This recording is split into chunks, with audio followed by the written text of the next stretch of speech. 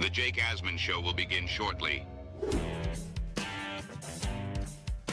Thanks to all these great Patreon members who help support the show. Get your super chats ready. Jake will be here in just a moment. If you love the New York Jets, this is the place to be.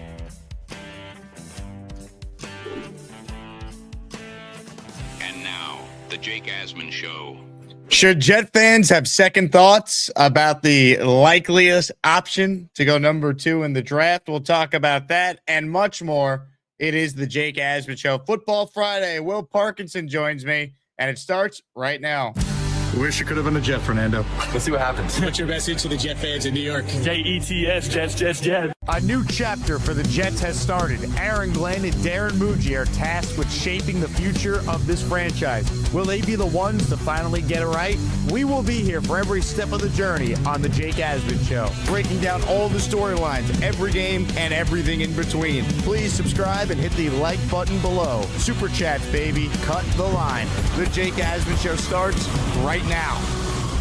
Here we go. It is indeed the Jake Asman Show. Show number 2 on the day. We are presented by FanDuel Sportsbook. Make sure you like this video and you are subscribed to my channel. We are nearing 45,000 subs. Couldn't do it without the ASMANIAC community. So hit that subscriber button right over there, and you will have fulfilled your duty for watching this very show. Make sure you RSVP if you're coming to our first ever on-site NFL draft party. We'll be live at McFadden's in Pittsburgh. Free event, free to attend the draft. Just RSVP if you're going to be a part of it. All the info is in the description. Let's say hello right now to a man who could take anything negative and spin it positive. He is the host of the Turn on the Jets podcast, part of the Badlands family. It's our friend Will Parkinson, who joins us now. What's up, Will? Oh, that was good. I like that. I'm not always positive, but I try to steer positive. There's enough dog shit in the world, you know? I just loved when I was listening to Badlands this week, and Joe Caparoso made a joke. Hey, if the Jets do all this, they make these crazy trades, and Will Pa's going to be talking about 11-6. And I'm like, let's go, man. A couple cocktails and, some good draft picks, we might get there. We certainly will get your thoughts on the draft and some crazy scenarios that could potentially play itself out. But I wanted to start with just the latest on Ty Simpson, because I saw you quote tweeted a tweet of Ty Simpson today going through his private workout with members of the Jets brass at the Alabama facility. That tweet has since been deleted by the Alabama reporter that posted it, because he was not allowed to shed light on the workout. But I saw the tweet, and while it was up, it was clear. At the workout, you see Ty Simpson about to throw a pass. Frank Reich is standing right there, as is Aaron Glenn, as is Darren Muji, and Bill Musgrave, the QB coach. So the tweet's been deleted, so I can't show it. But we know that the workout happened this afternoon, and we know that the Jets wined and dined with Ty Simpson last night in Tuscaloosa. What do you think of all this? How in play is Ty Simpson in the first round or second round to the New York Jets? I know, I actually did see that. I was wondering, I try not to go. Post unavailable. Interesting. I think there's a chance. I don't think it's as likely as it maybe was 2 or 3 weeks ago. It's definitely been a little louder around Ty and the Jets. But Jake, I've seen a lot of people, we can't take, listen, there's obviously avenues in which he's more desirable than there's not. But wouldn't we be killing the Jets if they weren't doing a private workout with Ty and getting dinner with him and working Beck out and Aller? We'd be killing Glenn and Muji. We'd be like, what are you guys doing? You're just punting on quarterback again. You have no interest. So do I think that the Jets should be taking Ty at 2? No, I don't think that should be the case. Do I think it's 16 if they had the right receiver trade on day 2? They knew they were going to get Brian Thomas. They had a handshake agreement that if, the Jet, they get Ty Sims, whatever. Mike Tease talked about that story with Revis, where if Revis was on the board, specific things had to happen, but they had an agreement in principle with Carolina to trade up. If they had something similar like that and they knew they were getting Brian Thomas and they felt really good at 33 and 104, they were going to get defensive guys or whatever. And, they were like, we're fully convicted. Ty's our guy. Good. Do it. I'd be really impressed if they said, he's our guy. We're all in. Muji and Glenn are all in on a quarterback. Muji was in Denver and they were all in on Bo Nix when not everybody was all in on him. And look how it's worked out. You could paint that picture and I'd be totally understandable of it.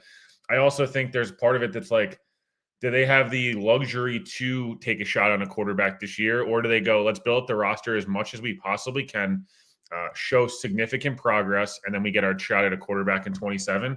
I think those are the only two avenues, man. Like, I really don't think it can be, well, it's a dart throw. It can't be a dart throw. That's my one.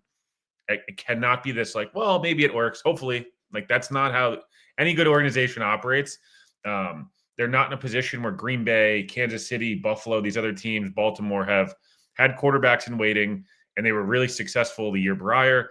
And, you know, they drafted the quarterback at the end of round 1, or they traded up for Allen or Mahomes. Very different scenarios. That's what the Jets are hoping are next year.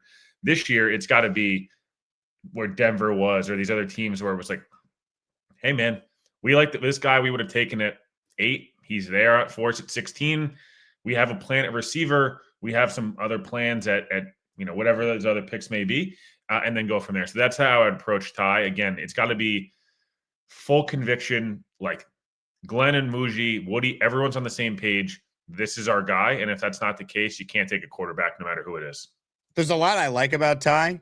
He just feels like a second-round quarterback to me from the standpoint of what he does really well is why I'm okay if they drafted him in round 2. But the concerns are he's a little undersized at 6'1". He played through an injury this year. And the biggest thing by far, 15 games started. And people could talk around it saying he's the son of a coach or he was at Alabama. So when he was at practice every day going up against backups, it's not your typical lack of experience because of that. I get it. But this chart I put together, for me, is why I can't justify pick 16. I'm willing to even have the conversation about moving back into the end of round 1 or taking him at 33. But I just struggle to think Darren Muji is going to make this his big swing when he's positioned the franchise to have 3 first-round picks in 2027. So kind of walk me through some of the concerns with taking a guy like Ty at 16. Yeah, part of the big concern, man, is I think in some ways Ty could play right away. I know everyone wants him to sit, and I would understand the idea of having him sit for a full year. I think in a perfect world, he sits behind Gino, and Gino plays well enough. Again, I've talked about this example a million times, and the Jets are in a position where, hey, it's not the same as the Chiefs example, but in a lot of ways, it's like the roster gets built up such in a good spot, and a year in the system, you're understanding the NFL, and they have all these draft picks and all this cap space next year where like Ty's coming into like a super team, right? Not actual super team. You know what I'm trying to say? Like, you're like, holy shit, man, this roster is like really, really impressive. And if he just, he can game manage right? You just had Mark Sanchez up there. That's a lot, be accurate, take care of Mark didn't take care of the football, but like take care of the football, be accurate, be an adult in the room and all that stuff. Sanchez didn't get a chance to sit. The issue is like, that's the perfect world. The other perfect world is Ty so good, similar to Jackson Dart, that he forces his way onto the field earlier than expected. All that said, Brian Daboll still got fired. And so is Glenn going to, like, if Gino's playing well, why are the Jets benching Gino? Gino's not 45 years old. He's 35 years old, which I know is not young, but in a perfect world, Gino's here for 2 years probably, right? He's a year here as a starter, and then a year here as the bridge option, and next year is the year with the quarterback. The only issue, Jake, I'm having with the Ty conversation is, look at 2027. And yes, there is a lot of really big names in the 27 class. Ty would still be a very desirable option next year. If he had 15 more starts, right, we're probably looking at a different conversation. I don't know, like, how many quarterbacks are actually better than Ty next year's class right now? Again, things could very much change with a year, but a lot of the names in next year's class, frankly, are guys that all kind of had disappointing years or went back to school, right? Arch, Mayava, Mateer, the list goes on. Sellers, Lagway, like a lot of those names, man, are guys we all mocked last year at the top of round 1, this time. So I'm not out on the Jets drafting Ty, but again, I'm just going to keep reiterating this because I feel like it needs to keep being said. They have got, if you're going to draft Ty, there needs to be a plan. Nothing's going to change in that plan except Ty forcing his way out of the field because he's so good. It can't be, well, we need to save our jobs, or, hey, the Jets are 6-6, Jake, and they do the Eli Manning where like the Giants bench Kurt Warner. It's like, no. Like, whatever your plan is needs to be fully convicted. Glenn's like, Ty's our guy. I feel it. Muji's like, I saw this with Bo Nix. If we keep building the roster up in 12 months, we're gonna be a team hosting a playoff game because Ty's our guy. Dude, I think we'd all get behind that, and we'd all be like, cool. Muji's the last time Muji took a quarterback, in the draft or was a part of it, it worked out. And it was a guy that was in the middle of round 1. I still feel like it's hard for any Jets fan right now to stomach leaving round 1 without some combination of edge linebacker, and receiver. It feels like if you can't figure that out, they need more receivers. So again, if you're going to take Ty, there's got to be a plan. Carr, Sane, all really interesting prospects. Carr's really good. Again, is CJ Carr or Sane both coming out? We don't really know. Mestamaker's awesome. I love him. He might be the best quarterback in that class next year. He's also never played Power 5 football. So, and he barely played in high school. So, point being, and I know it's a long-winded answer, classic, but I'm only in on Ty if it's fully convicted. They have a plan. Muji, Glenn, ownership, coaching staff, Chris Johnson, Brick, whoever it is, everyone's got to be on the same page. This cannot be a Woody decision. This can't just be Glenn, and this can't just be Muji. It's got to be it can't be the Joe Douglas. I'm not even going to listen and watch any other quarterbacks. So, Zach Wilson's my guy. That stuff has got not to be a thing. Sorsby, I saw someone in the comments too. I need Brandon Sorsby to drop a little of the Zach Wilson in his game, and he's really talented. And there is a lot of fun Aaron Rodgers-esque throws in that game, in that guy. But there's also a lot of Zach Wilson like running around against a bunch of ass, and it's like not necessarily what I'm in on a top 5 pick per se. Should the Jets draft Ty Simpson? We know the workout was today. The deleted photo of it is somewhere out there in the interwebs, but we can't show you it. But it did happen today. We know. I'll see if I can. I might still show. Oh, I found it. Let's go. You got it? I'll send it to you. All right. I'll put it up on the screen. I just want to have one follow-up to your Ty Simpson take there, and then we'll get to the Arvell Reese hysteria over total nonsense. I think everything you said is spot on about the organization needing to be aligned. But that's why I think if they take Ty, I'm not buying that they are fully aligned, because I can't think that Darren Muji, the way he has operated, positioning themselves with these assets, going out there and giving Glenn the defensive personnel he needs to prove whether or not he belongs to be at the Jet coach beyond just the 2026 season. All the reporting that the Jets are seemingly planning for 27, maybe it's a giant smokescreen and they just fall in love with Ty. But I just would still be very surprised if this is the swing they wanted to take, because I don't think Muji's on the hot seat.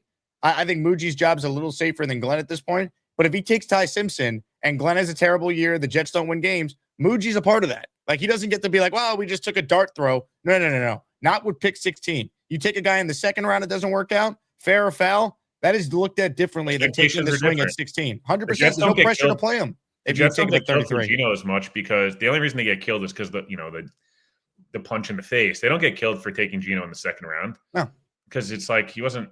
He was. There is a little bit of like.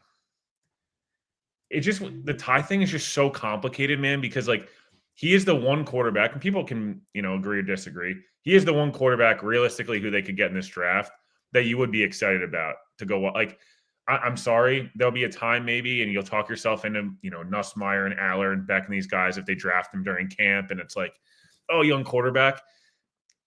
I think Ty's the one guy, at least you'd get like almost very excited about potentially, where the other guys are like, oh, could they maybe, who knows, maybe they'll be good. Maybe they're a long-term backup, and that's totally fine. Right there, by the way. There's Glenn. There's Muji. There's Frank Reich. Musgrave as well where is he? Also, I wanted to just say one thing. A lot of people were talking about the Arvell Reese. There was a picture of Glenn in front with he was not standing with Carl Dunbar. I know it doesn't matter, but that was not Carl Dunbar. Carl Dunbar is a lot bigger than Glenn is.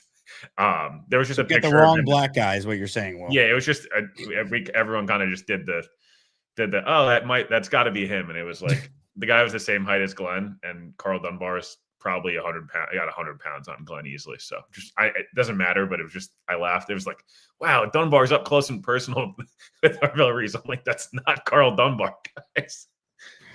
I love it. This time of year is just unreal. But there you go. Ty's the one I'm highlighting right now with Frank Reich. And then right here is the Mooj and Aaron Glenn. Are they looking at their future? Jake, no Fred Warner to give Zach Wilson a hug to size him up. What are we going to do? We don't have the Fred Warner gate of Zach Wilson. I forgot about that. Yeah. Yeah, that when you have to size somebody up to see if they're big enough with a player in an opposing team that's in their prime, not usually a good sign. You're probably not wrong about that. Ty Simpson, Jet fans, comment your thoughts. Let's get to, speaking of workouts, let's get to the ridiculous hysteria over Arvell Reese and his bend, or whether or not he bends enough. So this all started because a Twitter account named _Ryan Fowler _ took a screenshot from pro day footage that Ohio State posted of Arvell Reese, and then took a screenshot of Ruben Bain and said, Ruben Bain, Arvell Reese, same drill. And you could see Bain clearly showing more bend than Arvell Reese. People went crazy saying, what? How could you take Reese second overall? Now, it's worth noting, Bain does probably have more bend than Reese, who's a true edge rusher, but also Reese was working to the bag directly behind, and Bain was working to the bag horizontally. So plenty of people on draft Twitter said this was not the same drill. I saw you weighed in on it, so I wanted to have you on because I've been getting flooded with comments from people saying, oh, Arvell Reese pro day, we can't take him. You're probably the same people who wanted Zach Wilson after he made that pro day throw. So if we're going to bring up that as a reason why you can't overrate the pro day for the positive, then I'm going to bring this up for the same reason the other way. Will, what's your take on Arvell Reese and some of the hysteria surrounding this? It's a shame, man. Ohio State's probably never going to post footage of a player doing a pro day ever again. I'm like not even joking. That's going to be a ripple effect of this. Is if for whatever reason he drops, he's not going to. He's going to go two. But if for whatever reason he drops, like these agents will get involved and make it even harder, for these processes to get any type of footage of these guys working out ever. Ruben Bain does bend better than Arvell Reese. That's never. I guess a couple of things. One, like, has anyone ever thought that wasn't the case? I don't. That's been part of Ruben Bain's game. He's got really good bend, and he's got heavy ass hands, and he's a big dude that was a maniac this year, and he was a really good player 2 years ago. Like, no one's ever confused Ruben Bain with being a good player with bend. That's why I don't really understand where that came from and what they're not the same player. Arvell Reese played 65% of his snaps at inside linebacker. Ruben Bain's a 4-3 defensive end, and he's a really damn good one. Ruben Bain's got his own issues. His arms are really short. And he's an outlier. We talk about Ty as an outlier at quarterback. I love Bain. If the Jets took Bain, I'd understand it, right? He'd be like, hey, you know what? One of the most dominant players in college football. We're going to bet on all the traits, and we're going to bet on this guy just being a stout run defender, and he's going to be an 8 to 12 sack Cam Jordan type player in our system. I wouldn't begrudge the Jets for doing that. None of us would. We'd say, hey, really high floor. With Arvell Reese, Reese's floor is really high, Jake. If you just played him an inside linebacker next year and you played him next to Demario Davis for the next 2 years, you trade Jamie and Sherwood for a 2027 fifth after June 1st to the Titans. Would the Jets not have an elite linebacker duo on day one? Right? Like, you just played him just like Ohio State did. The same exact thing, 35, 36% at edge, blitz a lot, 6 to 8 sacks next year, as a blitzing backer. Can spy a bunch, playing coverage, and you're not going to ask him to play man coverage on backs, but you probably have a really good player. There's an argument he made his inside linebacker tapes better than Sonny Styles, who everyone loves Sonny, and they're like, oh, you should take Sonny. I love him too. I think that Reese likes. Make sure I phrase this right so I don't get the Twitter comments. Sonny is better at evading blocks in the run game right now. He's a smarter evader of blocks. If you notice, a lot of times Sonny will cut a gap and dip his shoulder and get out, get through a guard or a tackle that's pulling. Reese just leverages like a backhoe, just literally leverages offensive linemen. That's just a lot of what he does, and he's a heavy hands dude. He's 20 years old. He's not the best bender right now. Does he have the biggest pass rush arsenal?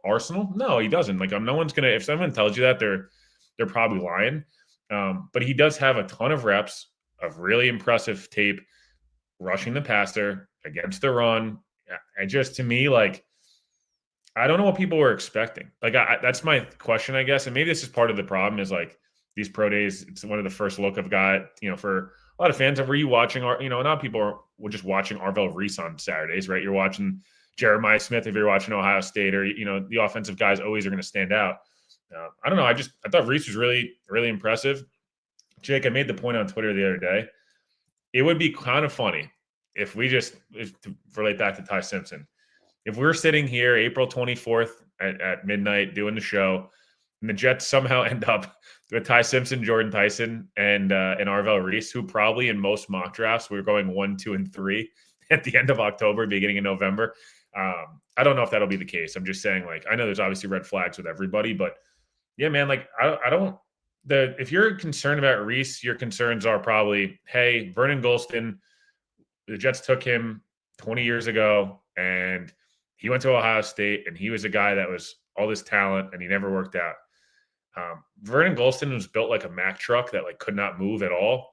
Nothing in nothing in Arvell Reese's tape indicates he can't move. If anything, also didn't love football. I asked Tannenbaum about it when we did our show. What happened with Vernon Gholston? He didn't love it, and that's Mangini's biggest miss, right? I mean, that's you're not going to blame him for Favre because that was Woody, but that was his big miss, man. Like even Mike T, but from 2004 to whatever it was, to 2010, the drafts were pretty awesome majority of the time.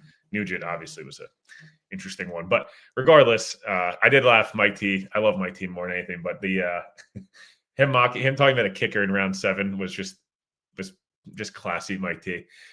Today he also, dude, I ripped him on my show yesterday. He referred to taking Ty Simpson at 16 as a no-brainer and said, you have 4 shots on goal, referring to pick 16 and the 3 ones next year, which is the total opposite of how a GM should be thinking, that you just throw away a pick off. If it doesn't work out, I'll probably try again next year. If that's the way the Jets think, then I don't want Ty.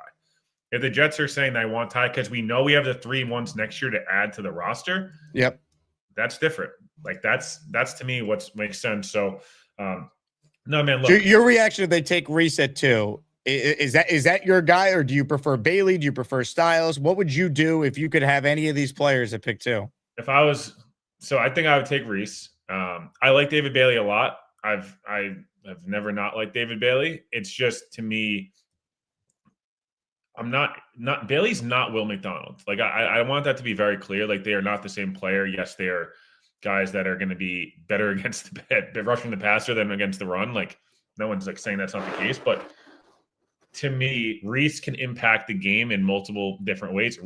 Bailey could wreck a game, right? Pass rush wise, like he was really productive at Stanford.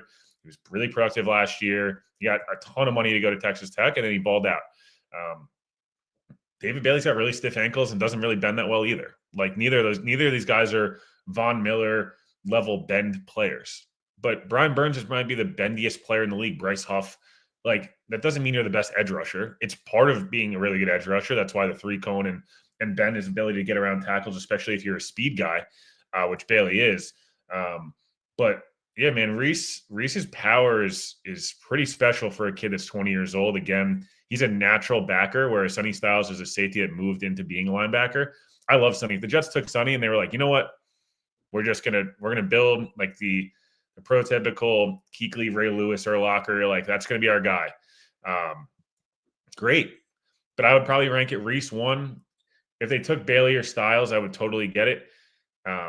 Bain as well. Like all 3 of those guys, it feels like with Bain and Bailey, is this the perfect scheme for them? Or is this just and again, you just shouldn't only draft based on scheme.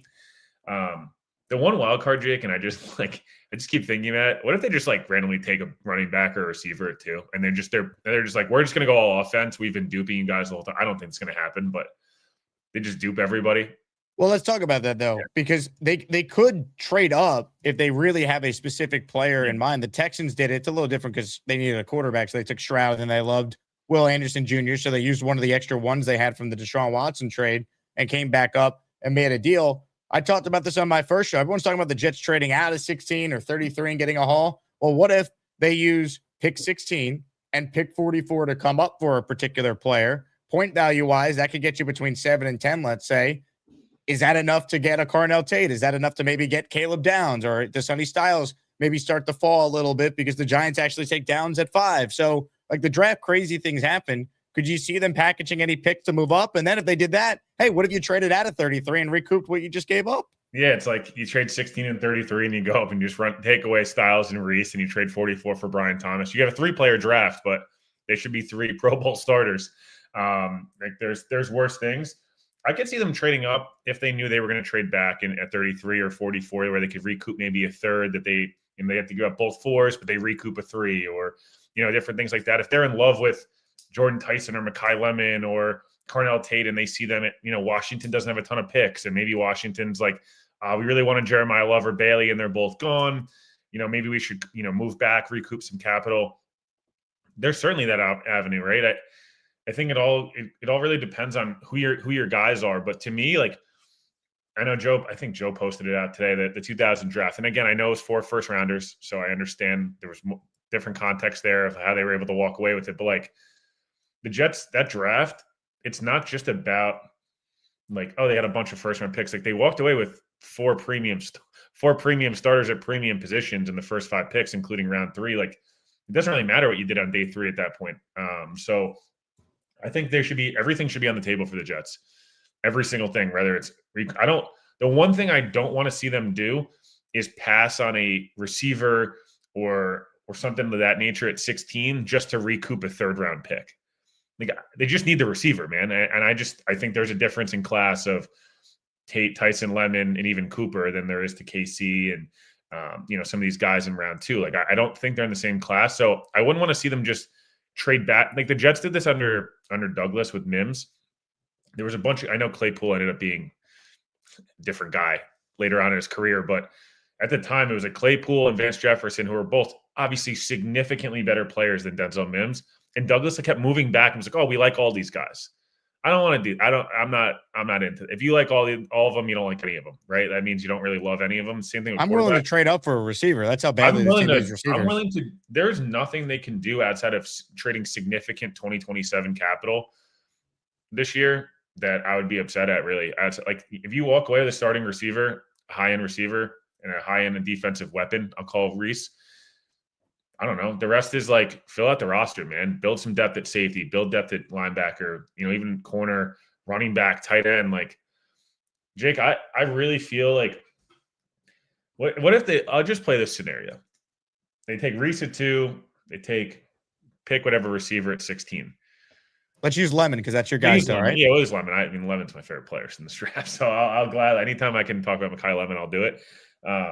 33, they take Pregnon, or they take either a guard or something interior guy, defensive, or that, or a safety, whatever. We're not gonna worry about 33. And then at 44, they're like, well, let's double back down. We're gonna take Zion Young or R. Mason Thomas or Gabe Yakis, another edge rusher, and we're gonna trade Jamie and Sherwood on June 1st, and we're gonna start Reese playing the same role he's at Ohio State.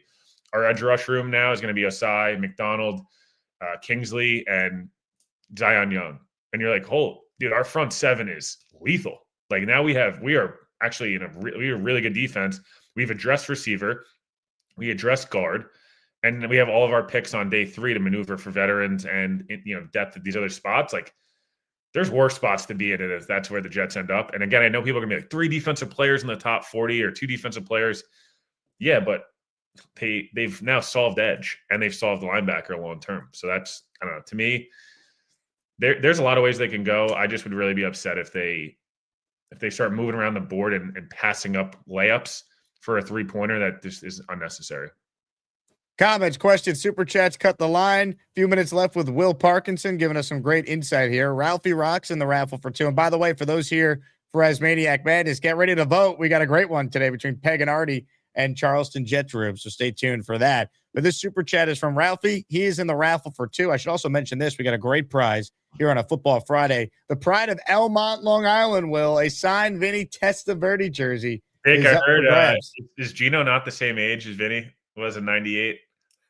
Pretty close. Close. I think it's similar. I just find it funny with Gino. We're all asking for the Fitzpatrick 2015 year, and that year only happens because Gino gets punched out by IK. Why does no one ask for the Vinny 98 year? He was significantly better than Fitzpatrick was, and he didn't choke. Like, well, I just think, but that's like arguably the best single Jet quarterback season ever, and like good things don't happen to us. I know. I will say it. Gino's done a really good job, and again, I think we talked about this privately, but I understand a lot of this is really good PR, right? Like he knows what he's saying. It does feel like Gino knows this is his last shot to really like have a sustained stay somewhere. the Jets are very much like, please, like I actually would love if you could be a cheap option this year and win us a bunch of games, and we have the 3 first-rounders next year, and we can. I really hope Gino can can he start 16 or 17 games, Jake, and be what he even was 2 years ago in Seattle, which was like his worst year in Seattle. They were I think they went 10-7, which I don't, that'd be great. But he's 21 touchdowns, 15 picks, but he's still 4,000 yards, 70. He led the league in completions. Like, just give Garrett, these young receivers, whoever it may be, the young backs. Like, I want to get a good look of, does Frank Reich know what he's doing still? The whole team. Yeah. Can you be competitive so we can evaluate Glenn as a head coach? All right. He's trying to fight for his job. Like, if you got a quarterback who can't complete a pass, you can't do any of that. Have to go through another coaching search. It'd be so nice to be like, hey, Glenn did figure it out. And he actually, it'd be such a cool, I know, it'd be, Gino said it, and the quote actually got me kind of fired up, obviously. But it was it wouldn't be so cool if Gino, who were all this negativity. Yeah, there's some stuff that happened, 12, 13, 2011, obviously, the Victor Cruz people point to. The Buffalo games was been beginning of the end for this franchise for the last 10 years. Gino was heavily involved in that, obviously. Glenn, the last time they were a sustained franchise and actually good when, they started beginning that group of guys in the 90s, able to kind of propel that group through, basically a 12 or 13-year stretch. It would be kind of full circle if, the people who fix the just utter disgustingness here, not even saying they win a title. I'm saying they just fix it and the Jets are a normal 8-9 team next year. It would be kind of cool if it was two of the guys who were either here or a part of when things either started going well for Glenn and for Gino was the start of all the bad stuff. It'd be a nice redemption to see just bring back to normalcy and then kind of go, and then obviously hopefully figure it out after that. Ralphie's question was, Will, any chance you think we could trade down to 3 through 7 in the first round so we could still take a Styles, Downs, Bain, and get more draft capital? I've talked about this. My personal opinion, Will, has been I just don't know who's trading up the 2, but you also, tell me. Be careful, right? Yeah. I saw someone propose, I don't know who proposed it, maybe Rich Eisen. It was if the Rams gave you 13, 61, 95 and a future 1 to go back to 13. I would do that. So I'll play devil's advocate here because that was my initial reaction too. Yes, but if you move back to 13, you're basically getting the end of round 2 pick and end of round 3 pick. So it's really a 3rd and a 4th rounder.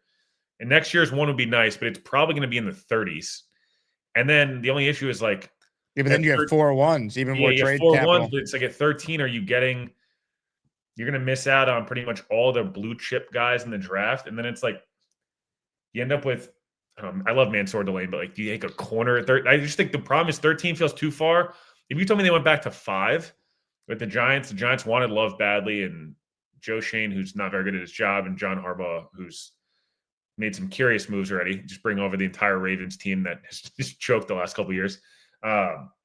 They came up and the Jets got their future too, and they could still end up with one of Bailey, Styles, or Downs or something. Yeah, I'm game for that.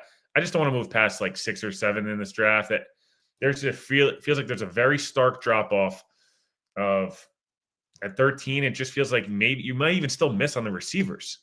At that point, then what happens? You get Spencer Fano at 13. It's that's not really exciting you. I know the 4 1s, but you might be able to net a future 2027 1 from pick 33, right? If someone wants to come up and they're on the board, does someone risk is tie on the board? Can you market that pick for 24 hours and get a future 1? That'd be more appealing to me than moving back that far. That's fair. I think at 13 though, think about the player. You're going to get a good receiver there, maybe Mekhi Lemon, and then you could take Viega Ione. And yes, the defense is lacking superstars, but you know what? We've seen this. You could fix defense. They got 3 1s next year to take a premium pass rusher if that's what they're missing.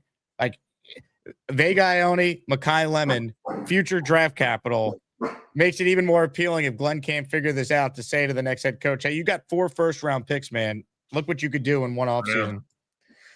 To me, it's shaping up to be a very potentially exciting weekend of the draft, right? I think Reese to me is, I've made this point a lot, but you're in a division with Josh Allen, very mobile quarterback. A lot of what makes him so special is his ability to use his legs, whether to throw it or run. You're in a division with Drake May, Jake, what makes Drake May so special right now? The ability when he breaks the pocket to his right, big plays happen. And did it against the Jets like 1,000 times this year. Not that the Jets were any good, but they worked seamlessly pretty much all year. Malik Willis, whether you think Malik Willis is good or not, very mobile quarterback. And if the Dolphins are as bad as we think, they might end up with another mobile quarterback next year. You got to have a guy in your defense who's the best athlete on the field, can hunt down quarterbacks. Go watch back that Ohio State game, man, against Texas. Like Arch is going to have nightmares about Arvell Reese. And that's the picture the AI slot picture I posted of him with Josh Allen.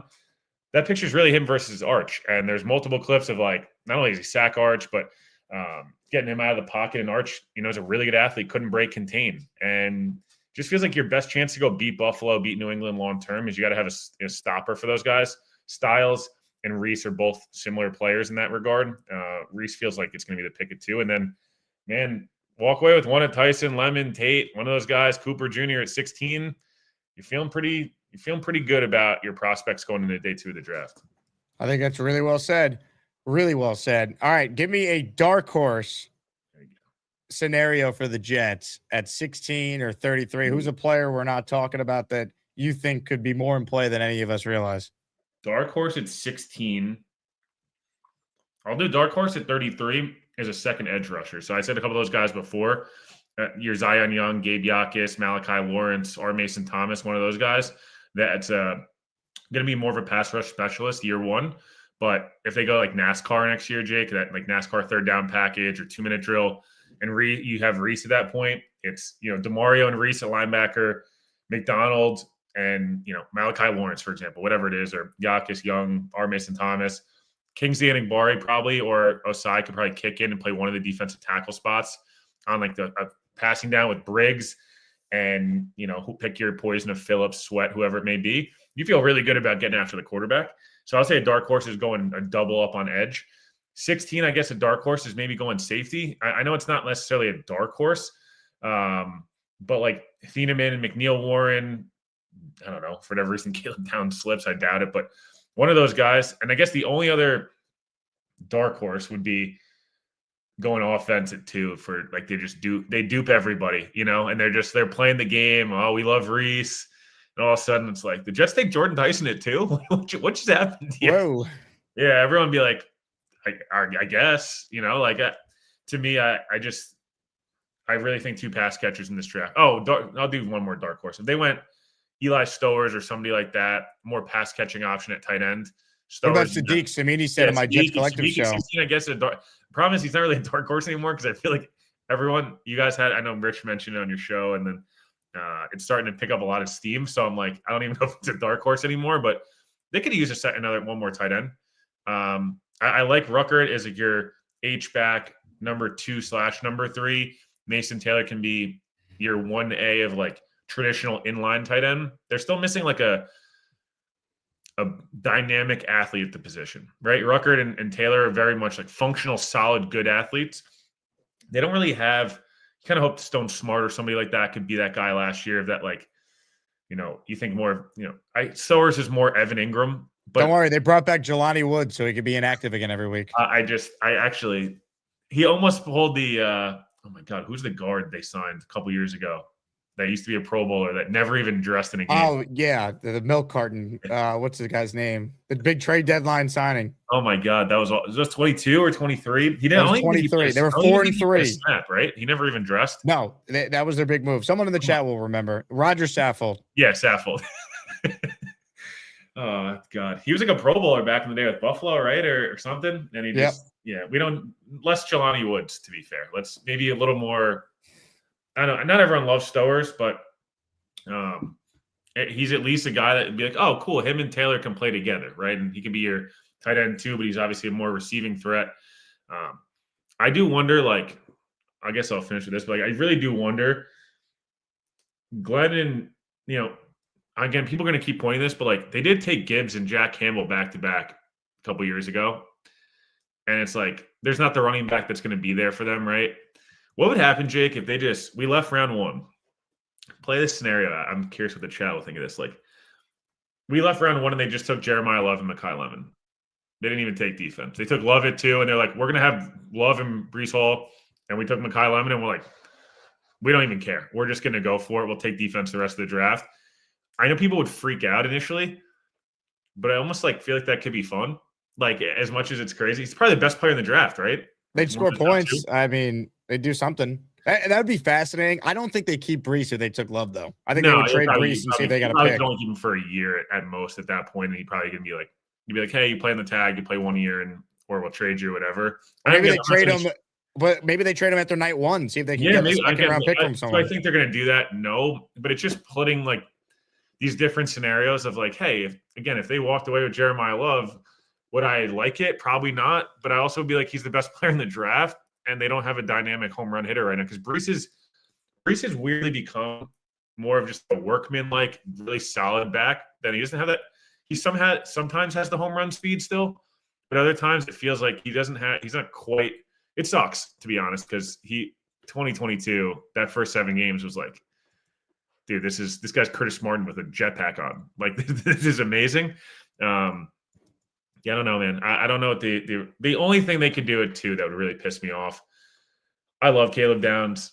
Dude, you cannot, to me, draft a guy who's projected potentially to play the same role as Minka next year at 2.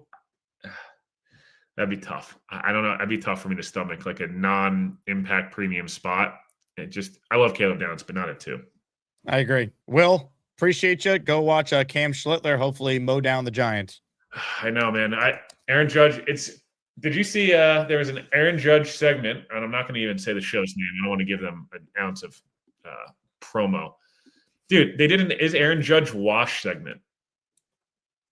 Fully, that was the title. Is he washed? I was like, dude. Sports media in 2026. It's in a bad place, man. It's in a really bad place. It's just rage bait. It's all it is. It's sad. Yeah. I don't know. Enjoy. Real quick. Enjoy the weekend, Asmaniacs. I forgot to ask this. Curly wants to know: are you going to any World Cup games? Yeah, I'll be at a couple at MetLife. I want to get, depending on how far the U.S. gets, I'll try to go in Germany, but unfortunately, the U.S. is playing all their games on the West Coast to start. So I'm going to be at France and the France game and Brazil. I think it's either France or Brazil against Morocco. I'll be at up in either Philly or New England. Love it. Will, you're the man. Say hi to the dog for me. Thank you. Say hi. Ladies and say gentlemen. bye, buddy.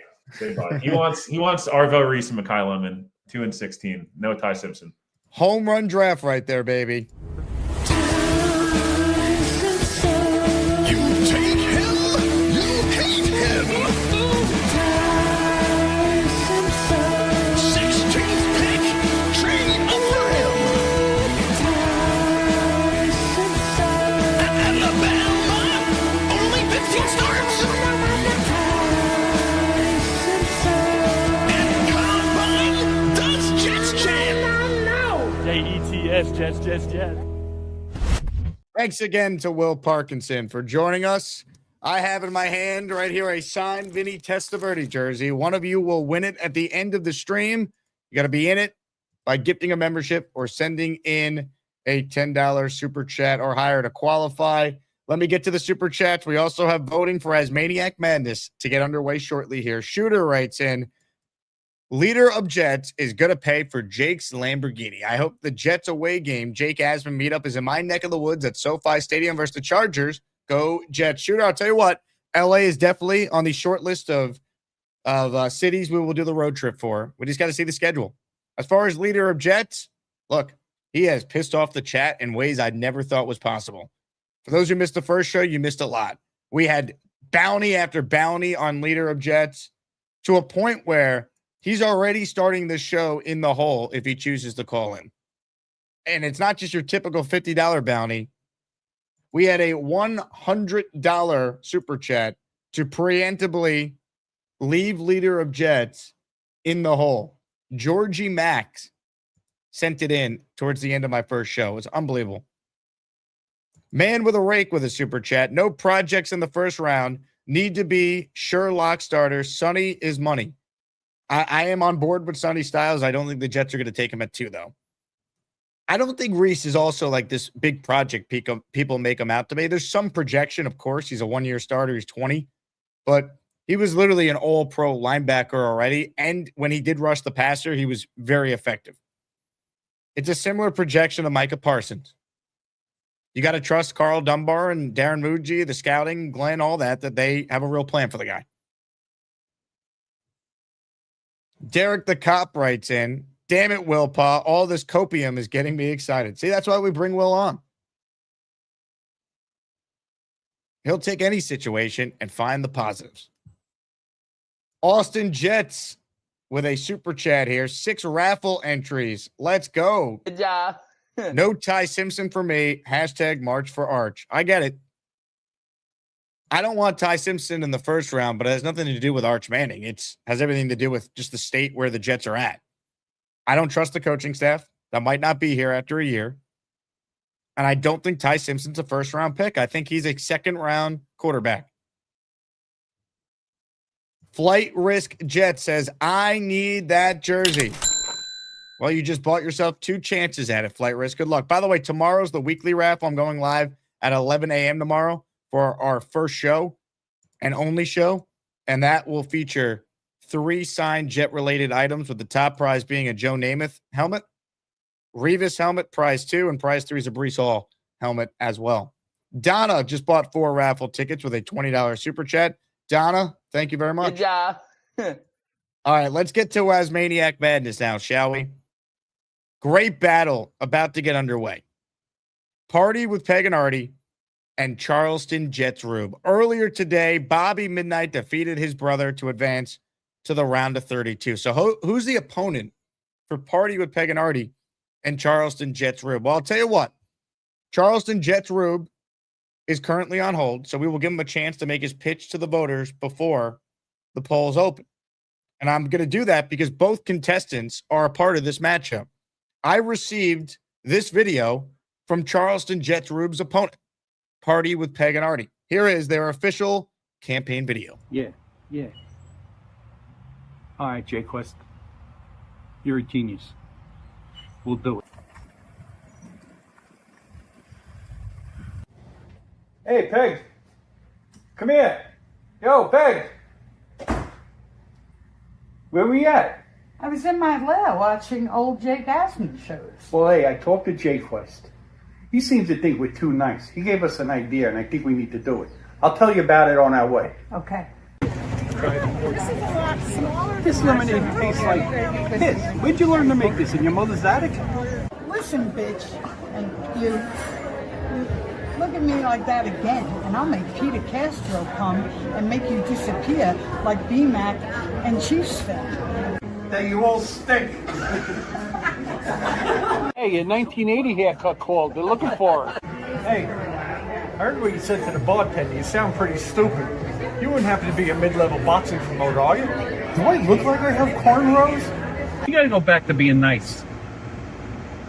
Yeah? You think so? Yeah. Hey, when we get home, you want to go to the beach? Yeah, absolutely. Bravo to Peg and Artie. That was outstanding. Before we let Charleston Jets Rube respond, let's say hello to Party with Peg and Artie. Hello, Artie. Hey, what's up, Jake? Asmaniacs? How is everybody doing today? Artie, tremendous job by you and Peg. Peg called earlier. Oh, she's rocking the mangled jersey. Love it. Yep. Yeah, we want to do a little something for the Asmaniacs to let them know that we are here to entertain, just like you are. Yeah. We love you all. We hope you get your votes. Actually, Jake, we got a 10 top 10 David Letterman type reason, if we can read them off for you, of why you should vote for us. The top 10 reasons to vote for us. Because Artie made DT drink 6 jet fuels at the Tampa meetup. I did.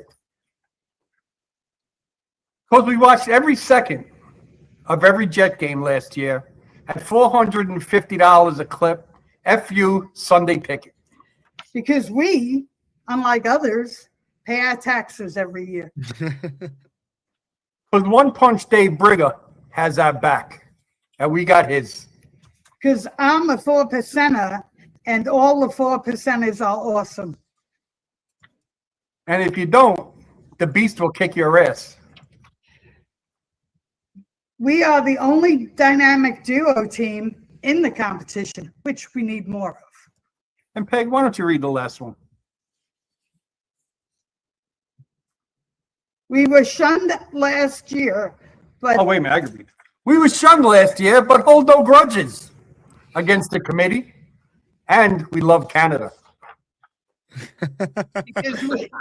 because we attend meetups and draft parties and meet other Asmaniacs. Now, why don't you read the last one, please? The last one? Okay.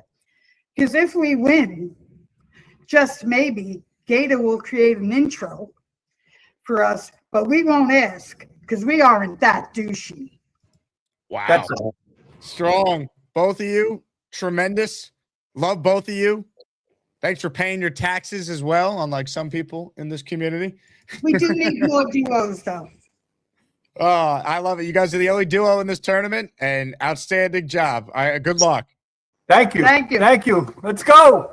ASMANIAC Madness is underway. Make sure you vote to make your voice heard. Strong, real strong. Before voting opens, let's give the opponent an opportunity to make their pitch. Well, there's a feller they call Charleston Jets Rube, 'cause he calls the show nude, never wears a shirt. And some folks, they don't think he's got pants on either. It's a gosh darn nudist camp. Let's hear it for that Charleston Jets Rube and see if he has any Jets points today. Oh, he's clothed. That's a tough act to follow, no doubt about it. I do have my Jet colors on. Still took a break from work to be able to do this.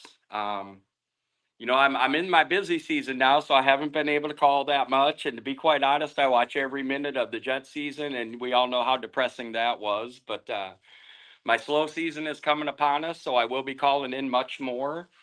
And you know what? This crap, this just isn't me, man. This just is not me. I need people to see the real me. The real Charleston nude. Button undone. All right. That's what we got today. got going on today. Come on, Jets. And they're talking about the only one that has two. I've got two as well.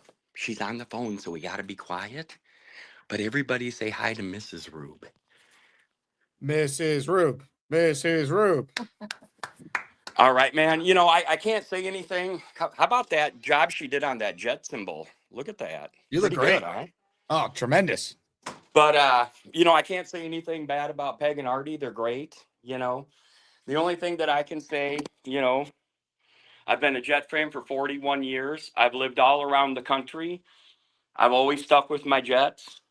We've probably had, 2 stretches in my 41 years where they've actually been respectable. I don't know why these pants are on. Get these damn pants off.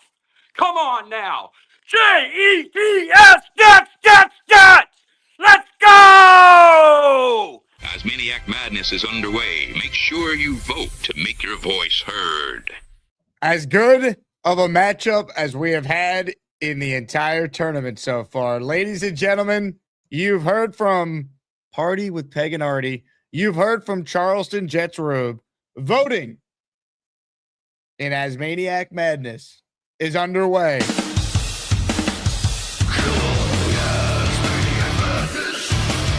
Who's gonna be the best of the bunch? ASMANIAC Madness. You get to pick the ones that make the show walk. I'm legit as a Jew. Vote, vote, vote, baby. Amazing job by Peg and Artie at Charleston Jets Rube. I'm going to get to your calls coming up shortly. We're presented by FanDuel Sportsbook. When I get off the air tonight, I'll be watching St. John's upset the Duke Blue Devils in the Sweet 16. 7:10 Eastern tip-off. Bet on the Johnnies or bet on any NCAA tournament game with our sponsor, FanDuel Sportsbook. St. John's a 6.5-point underdog in this matchup. All right, let's get to your calls. A lot of you want in on the conversation. Ladies and gentlemen, first up today on the Gusbuster Umbrella Hotline is Ron L. What's up, Ron? Hey, Jake. How you doing? What's going on, Ron? Hey, I was listening to Will before, and yesterday I heard 2 of his co-hosts, is it Meek and Schwartz, I think? They were talking about, they were going over Ty Simpson, and they did, it was pretty cool, actually. You should have somebody on that could do this. They went over all the quarterbacks that are supposedly going to be coming out next year, and if they're going to come out, and which a lot of them can stay another year anyway, and they were comparing where Ty Simpson would be with related to these guys, and they were picking him over like at least half of the guys coming out next year. So it was pretty, like I said, pretty interesting when they were kind of comparing. I know we have the 15 game thing, but anyway, even including that, he ended up rating over a lot of those guys next year that were saying, you know, well, even if we don't get Manning and it drops to Sayin or whoever, they went over all those guys and comparing right now. You know, he rated there, so we definitely have to take that in consideration. We can't be just thinking, you know, oh, he's not even in that class next year. He would literally. And once again, if you put another 15 games on him next year, he would. Who knows where he would be? You know, that assumes he has another really good season, right? And even this year, we're picking it apart. Like you don't know. Like that's why you look for the games experienced, because some guys fall off. A year ago, Drew Aller was going in the first round. Everyone said he went back to school. Nussmeier was going in the first round if he could come out, and if he did, he didn't. Like you know what I mean? Like that's the concern with all this. That's why you want more of a sample size. Like Mendoza's perfect. He got better every year. He started over 30-something games in college. Yeah, and in saying that, look at say Drew Aller or the other kid from LSU there. Those two guys, they were going to be the top of the draft this year. They would have been. That was what they talked about, you know, last year. They're not even in the first round or second round now. So it goes to show you the guys we're thinking next year. Oh my God, it's stacked. We're going to have 6-8 quarterbacks in the first round. We might only have half of those guys, you know, going into next year. You know, so it's not. We got to. You know, like I said, it's next year is like we thought this year was going to be. It could be. So other than Arch Manning, and who knows how he's going to end up. You know, you don't know, but you also don't just take a swing on a quarterback because we're not sure about next year. Like if you don't have, I know. I thought Will nailed it. If you don't have a real plan and you're all in organizationally aligned on this, you can't take him at 16. You just can't do it. Right. And Will, I quoted him a couple weeks ago where he brought the same point up that, you know, why can he not start now? He did sit for a long enough time. And you both talked about if Gino has a good year, you know, hell, he can sit right through it if he is, you know, if he's a guy that that you believe in through all these workouts and stuff.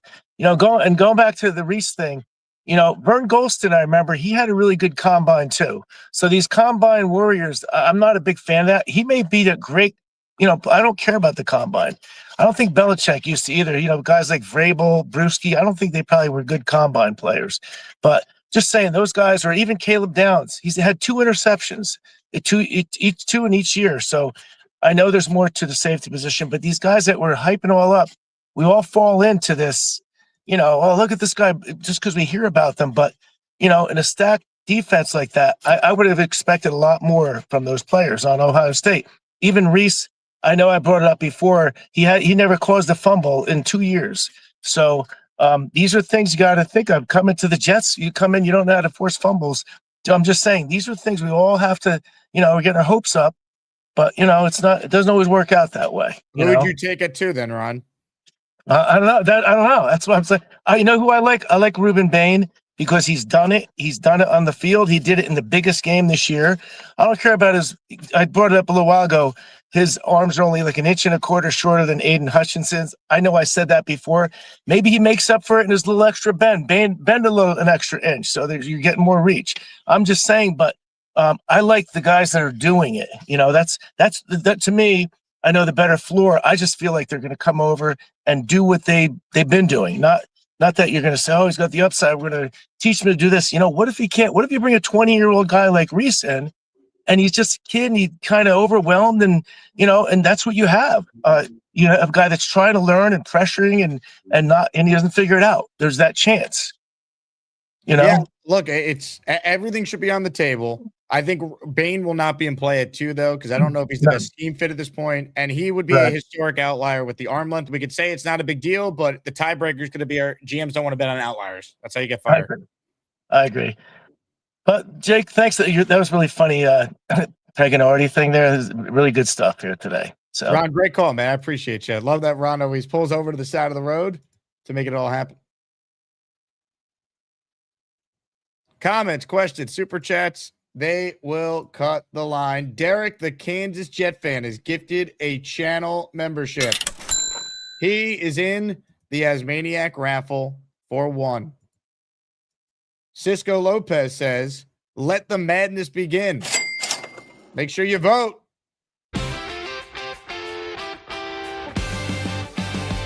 Update. I'm a little surprised by this. Peg and Artie, 74. Charleston Jets Rube, 26. Wow. I thought Charleston Jets Rube would have really made this tight when he called in, ripped off the clothing, and had Jets on his chest. But so far, Peg and Artie dominating early voting. This wasn't enough for Charleston Jets Rube earlier. Leader of Jets writes in, can my bail be broken in payments? Only need 5 for 20. Free LOJ. LOJ, are you even there? I see you on hold, but I don't see a camera. I don't even know if you're actually in the hole right now. The problem with leader of Jets is every time we think he's going to try and be positive and turn over a new leaf, he doesn't do that. So right now, as things currently stand, he finds himself sitting in the hole. And bail is set at $100. You could post bail, but it has to be a payment. We can't do payment plans for bail. That's just not going to work, leader of Jets. You're stuck in that hole until someone posts bail for you for 2 shows. This show and the show tomorrow. Can I make a shout out? You got to go quick. Veteran. Too bad. Now look what you've done. No more protection from the ASMANIACs. Had to pull you out of the chat and cast you down with the sodomites. Some time in here will feel like you've been run over by the lane train. You understand me? You catch my drift? Give them another 24 hours to think about it.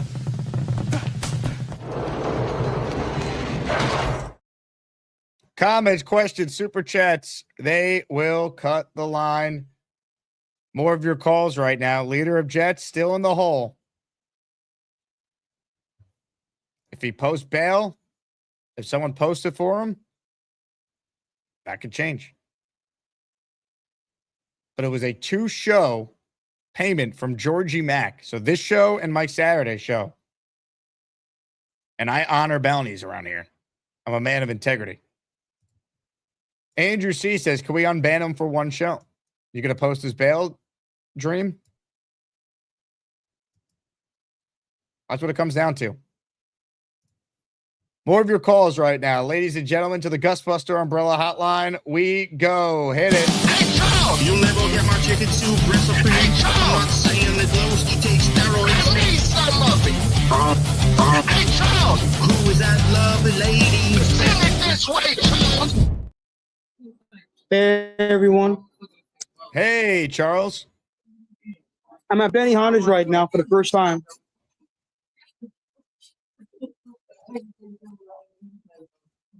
And? Can you guys hear me? Excuse me. Yes, I hear you. As I said, I'm on Benny Hanna's for the first time.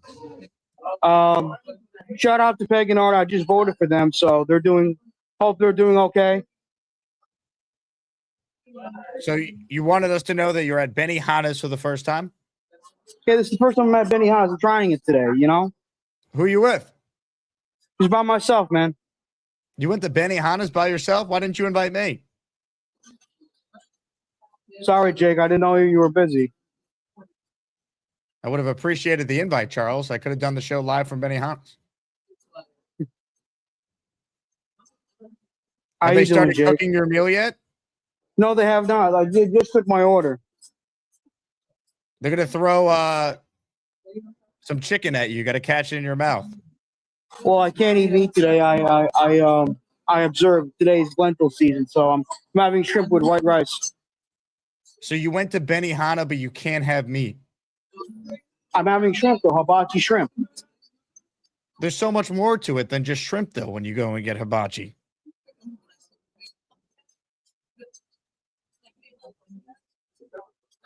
I like shrimp, man. What can I tell you? Also, isn't it Lent? Yes. But didn't you call it lentil? Well, it's the lentil season. You know what I mean? It's Lent. Yes, my apologies. Leader of Jets wrote in, God bless you, Charles. I made potato and eggs this morning. Thanks, Leader of Jets. I don't know how to feel about that. I've heard a lot of people don't like Leader of Jets. He's in the hole right now for 2 shows. Wait, wasn't he in that guy that you debated with a while ago on air? Probably. Where's everyone else at your Benihana table? Isn't it a big group? There's a lovely couple in front of me, and then there's a couple of girls on my left. Lovely ladies? Yes. Well, introduce yourself. They know who I am. I already introduced myself. Did you? Yes. Look, shout out to Peg and Artie. Hope they do well this tournament. They're a lovely couple. They're good people. I'll never forget when I met them for the first time at your draft party last year. They were very nice to me. And let's go Jets. Oh, and screw the Arch for March, or March for Arch. I want CJ Carr from Notre Dame. Now, Charles, can you give us a call back when they start cooking your meal, Benihana style? All right. They do the volcano in front of you, the onion volcano. I'll see what I can do. Bye. All right. Thanks. Appreciate your time. Oh. Thank you very much, Charles. That was incredibly important info from the call in from Benihana. Big Country writes in, way to go, Charles, spending all of Gary's tax money. Well played. Well played. Super chat from the Dream. He's in the raffle for 2. Gorman didn't know you were busy, yet he called into your live show. Interesting. I would have appreciated the Gorman invite. Dominic says, I need me that signed Vinny T. Dom, you're in. We're counting $5 super chats for the day. A little listener appreciation. Dom D'Angelo is in the Asmaniac raffle for 1. The Dream, you're in for 2. Well done. Let me get to more of your calls right now. There's a man who goes by the Wagon on the line. He also is cooking. Ladies and gentlemen, hit it. Jet Wagon's always cooking, which it takes. Jet Wagon's even cooking at the game. Jet Wagon hates McDonald's, but he's headed home to cook. It's time once again for Jet Wagon. Hey Jake, how you doing? Hello, Chuck Wagon. I'm just making mac and cheese. Nothing fancy. What do you think of Gorman checking out Benihana right now? Very nice. Good choice. We have one of those where I live. It's not the same name, but we have one. I actually used to work there for a couple of years. I used to be a waiter, so I used to see that show constantly. So, yeah. So it's a good place. Love Japanese, love sushi, so it's really fun. Sounds like he's been there before, so he's going to love it. Riveting. Yes. Now, talking about the draft, I did like your, hypothetical of trading up from 16, and then trade the 33rd back to get a 3rd rounder. Like I said, hopefully they play it smart, go best player available. I just really hope they do not get Ty Simpson in the 1st round. I really hope some other team, if they really think he's a 1st round grade, please save the Jets from themselves. Please get him before the Jets do. So that's my feeling. Feeling that way. I get it. And then it's like the Jets don't have to, because if you're just like, I don't want to deal with all the ramifications of potentially drafting a quarterback early, let someone else do it. We'll get our guy. Exactly. 27. I get that thought process. I'm not against taking him though. I just wouldn't take him in the 1st round. I agree. But that's what I'm afraid. Now, the thought is, if they didn't pick him at 16, but they used 33 and 44 to move back into the 1st, or I don't know if 33 in the 4th rounder would be enough to move up back in. They may have to give up both seconds, especially since they don't have a third. If they were to get Tyson in the 2nd round or move back in, I wouldn't be as bad because at least I know they probably got one of the best defensive players and probably one of the top wide receivers, or Sadiq, the tight end. But I hope they would lean towards wide receiver at 16 easily. A wide receiver at 16 instead of a defensive player or even Sadiq, I agree with. It's going to depend on their eval on these receivers, though, and the medicals for Jordan Tyson. If he's there at 16, I probably would take him. But if he's there at 16, that means a lot of teams passed on him because of the medicals. So that's also a concern as well. I know this is a really, really hot take, but what would you think if they got Simpson at 16, but sticked and picked at 33 and got Tyson? I don't think he's going to make it out of the 1st round. Even you think someone's not going to care too much about the medicals and still pick him? Yeah, I think we're talking about a guy that's been mocked in the top 5. If all of a sudden, like, even with some medical concerns, he falls out of the 1st round, that would stun me. Soft tissue injuries are really, really hard to come by. They keep coming around and around and around. It's, I guess the term it's like a bad pain. They always seem to turn up somewhere. Yeah, I mean, look, that would be an extreme example, though. Like, the guy dealt with a hamstring this year. I don't think his career is over. He's going to have a pro day in front of teams 6 days before the draft. Yeah. Again, medicals do scare me, but I'm hoping for Lemon. I know you're in the same boat, and a lot of the other Jets content creators are thinking the same way. They're really hoping that it's Lemon at 16. You're not wrong. Chuck Wagon, enjoy your meal. Have a good one. I'll see you tomorrow. Have a good evening.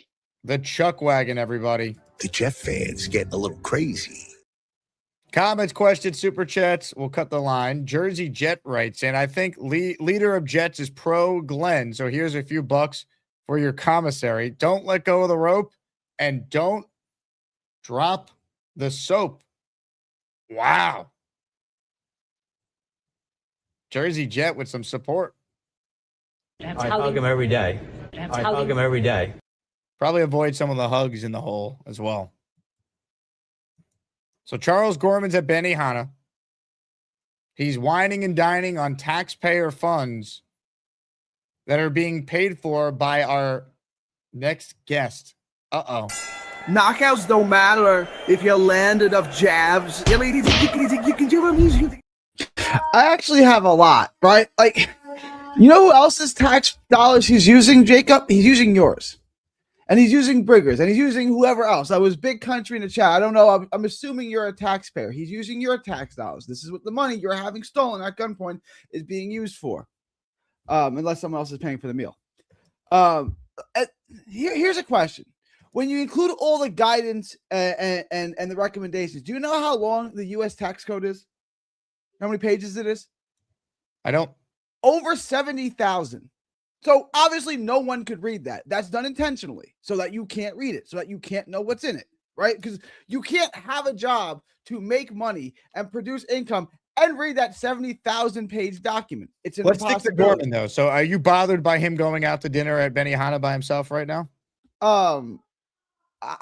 He's got disability, so it's a little bit different for him, right? Like, he was forced into a deal with the government, which he had no control over, right? And every paycheck he ever had since he was 18, they took money out. And they said, if you become disabled, we'll pay you this amount of money. Now, I don't think it's the greatest plan, but he was forced into that agreement. So it's not like I'm upset about Gorman. Gorman is, just benefiting from the system that he was forced to participate in. So you can't really blame Gorman, right? Like, he gets Social Security disability. He was declared disabled. Okay. That's the government is saying he's disabled. I can't really. He was forced to pay into the system from every paycheck he ever made from the time he was 18. So it's what it is. Do I like the system? No, I think it's a stupid system, but that's neither here nor there. But I got something to pick with you real quick, Jake, from earlier. It's the same thing you did when I said like Gino was overrated. When I said that Kobe was the GOAT. You act like you've never heard these things before. So I compiled a list of people who agree with me that Kobe is either tied for the GOAT with MJ or the you GOAT. said it's not even close. Kobe I never Bryant said it wasn't is close. I said you said Kobe Bryant is the Kobe best Bryant's basketball player of all time. Period. So You said here's he's people better than Jordan. Correct. Here's people who agree with me. Allen Iverson, Caron Butler, T-Mac, Matt Barnes, Kenyon Martin, Shaquille O'Neal. I can go on and on and on. You act like this is like something you've never heard before. Like it's an absurd. Who cares? Also, find me where Shaq said that that Kobe was better than Jordan. He said it. He said he's as good as Jordan. Is anyone as good as Jordan? Better. You said he's better. Well, if they're equally as good, is that a fair statement? No, because they're not equally as good. Okay, well, the list of people I just gave you all said who played against them, right? Kenyon Martin played against both of them. Kenyon Martin said Kobe Bryant's the best player I ever played against. Not even close. Who cares? What is that? Who cares? I don't know. Like people who played against them. That's who cares, right? Like the people who play against them say that's the T-Mac is another one. Played against Gary, Kobe. That's former the best player athletes tend to have some of the worst opinions. Okay, and the media who never played the game have better ones. I'm not saying the media doesn't have bad opinions too. Of course they do. But like that, to act as if, because Kenyon Martin said it, I'm not crazy. Your take Allen Iverson, Caron Butler, you're T-Mac, entitled Matt to Barnes, it. Martin, Larry Bird. In no you world, act like it's an insane statement. It is. It is an insane statement to say that Kobe Bryant is the greatest basketball player of all time. It is. Then all of these guys who play the game at the highest level and understand the game better than anyone, they are entitled to their opinion. They are crazy for feeling that way. So Allen Iverson, who says he's clearly better than LeBron, clearly better, and T-Mac and Matt Barnes also he clears them. That's ridiculous they're all crazy as well. And a lot of these guys didn't like LeBron. They were rivals with LeBron. There were rivals with Kobe too. Kobe and Bron's career overlap for a significant portion. If you played against Kobe, there's a good chance. Not even as good as LeBron. What was that? Kobe's not even as good all time as LeBron. That is on what basis? Like, what are you basing that on? How many guys? Careers. Okay, how many guys in the history of the NBA have won back-to-back finals without another top 75 player? I'll give you a hint. Just one guy. I'll let you guess, but it's just one guy. So I don't want to even go down this road with you because I don't want to belittle Kobe. I'm a Kobe fan. I just think you're just crazy when you're going to try and sit here and act like your take is not everybody else who I just named. They're equally as crazy. This is an insane take you've never heard before until now. That Kobe is the GOAT. Kobe's the best basketball player of all time. Yes, that is an out there opinion that not many people share. I just gave you a list of people who share that opinion. I just gave you the list. Again, now give me the list of everyone who doesn't agree with you. Okay, if you don't agree, that's fine. But what I'm saying is just because you don't agree with the take, that doesn't make the take crazy. If you really want to argue MJ is better than Kobe, I disagree with you. I'm not going to push back argument to make. I'm not going to push back that much, right? But at the same, it's like when people say Ali is the greatest heavyweight champion of all time. He probably. What do you mean by that? Do you mean the impact that he's had on the game? Then I would agree. Is he actually better than Larry Holmes? Probably not. Holmes probably beats him in any, and I'm not even talking about the Holmes that beat Ali. I'm talking about any version of Ali. Do you just argue for the sake of arguing? No, you come on and act like Kobe Bryant is the GOAT is like the craziest thing. Like I said that like Matt Dunleavy is the GOAT. Like it's some crazy. I mean, look, it's not that serious. It's a sports debate for crying out loud. But like, yeah, it's an. This is what you do. This is what we do. We have a sports debate in your show. I'm not losing sleep over the fact that you think that Kobe's the best basketball player of all time. It's just an outside the box opinion because most people don't share that opinion, Gary. That's the point. I would say most people would say it's MJ, and I think when they say MJ, they're acting reflexively because he had the greatest impact. Like he's the most impactful. I'll tell you who doesn't share this opinion. Frank P does not share this opinion. He has had enough of Gary for the day. Gary, this was a lot of fun, but you could say hello to our dear friend in the hall, leader of Jets.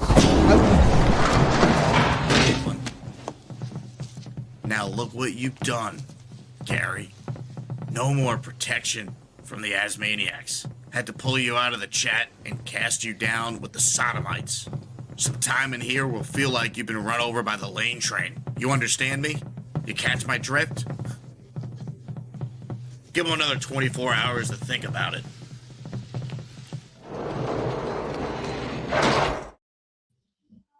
I wanted to defend leader of Jets too. That was my next point. I didn't get to. They silenced you before you could. Yeah, that's all they can do is silence you. They can't. Now look what you've done. No more protection from the Asmaniacs. Had to pull you out of the chat and cast you down with the sodomites. Some time in here will feel like you've been run over by the lane train. You understand me? You catch my drift? Give him another 24 hours to think about it.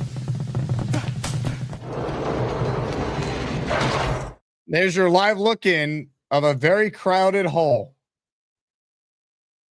What a show. Frank P. not messing around today, man.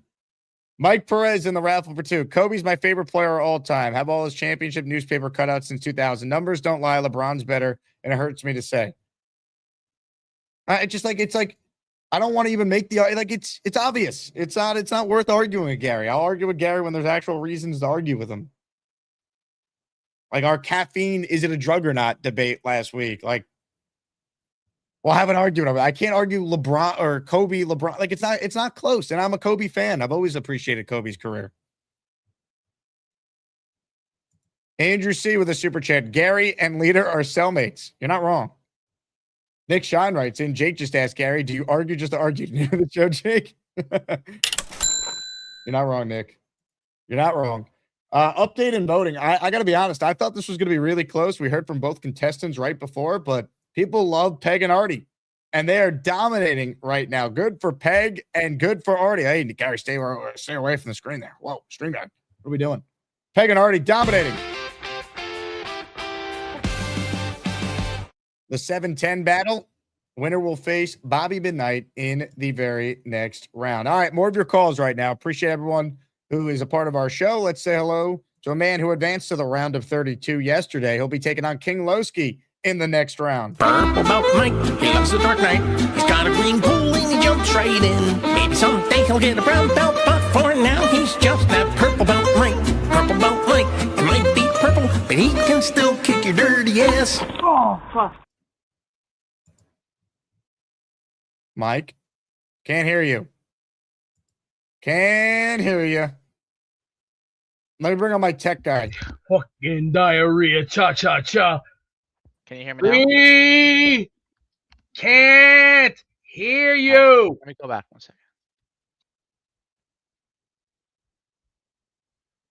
second. Jake, we lost him. We lost him. Roll some footage, please. Roll some footage. Anybody got some footage? Roll some footage. Hey, someone in the back of that truck, go get some footage. Please, roll something. Roll something. Come on, roll something. Roll something. Roll. Roll your boat down the stream. Really, the life's a full of dream. Come on, everybody. Roll your boat gently down the stream. Really, life is full of dream. Beast. Well, we gotta push something because we just lost signal. I'm trying to say, come on, get Can't purple about Mike, he loves the dark night. He's got a green pool and he jumps right in. Maybe someday he'll get a brown belt, but for now he's just that purple belt Mike. Purple belt Mike, it might be purple, but he can still kick your dirty ass. Oh, fuck. Hello, PBM. All right, are we good now? Oh, yeah, we're great. Okay, yeah, I don't know what happened. I just had to reset StreamYard. So I wanted your opinion on this. No one's been talking about DK Metcalf, and I think he might be an option because I think that the Steelers are actually going to go through a rebuild. So he might be an option if we can't get a wide receiver in the draft. That might be like a trade target that we can get after. And if he is a target, was that someone that you would look at and that you would want? I mean, I'd be interested. What is it going to cost? I would say probably a second-round pick. Yeah, I mean, he's 28. They just acquired him. I don't think they're going to trade him, man. Rodgers is not going to come back, and they're not bringing Rodgers back and then trading his best weapon. Yeah, but what if Rodgers is done? I mean, that's a different question, conversation. That's what I'm saying. Like, let's say he's done. They're in a full rebuild now. They want to get some assets. If we give a second-round pick for him, is that the end of the world, or is that something good? I don't think he's available. I wouldn't operate on him being available. I'd be interested if he were. He's only 28. He is signed for the next several years, but this feels extremely unlikely. I'd be interested, though. He's a hell of a player. He's a perfect complement, too, to what they would need next to Garrett. Yeah, I was watching something. I can't even remember the channel, but they were saying like that potentially, like thinking about it, that would be like a really good fit because of the size, that type of receiver next to Garrett, that would really cause problems. And I was like, oh, you know what? That might be crazy. Like that'd be good. I mean, the Steelers just traded for Michael Pittman, though. They're operating like they know Rodgers is going to come back and they're going to try and make a run at it with McCarthy. Oh yeah, that's true. They did just trade for Pittman. Maybe that's who got a second round pick. Did they trade a second round pick for Pittman? I was thinking that maybe No, it was like a day 3. They got nothing for him because they had to pay him. Oh, so maybe it was a second round pick for DK. But whatever. I just want to throw it out there and just see like what you guys thought about that. Who'd you vote for? I voted for Peg because I met Peg in person, Peg and Artie. But I like both callers. Like I like, no disrespect to Nude Rube, I like him a lot, but I met them, so I went to the people that I know. But yeah, I thought that was interesting. Other than the other shenanigans on the show. What are your thoughts on leader of Jets? It feels like his downfall went to another level when he called you out for one of your calls. Yeah, I'm not really sure why the guy would call me out when I never talked to him before. I was contemplating actually posting the bail because I kind of feel bad for him.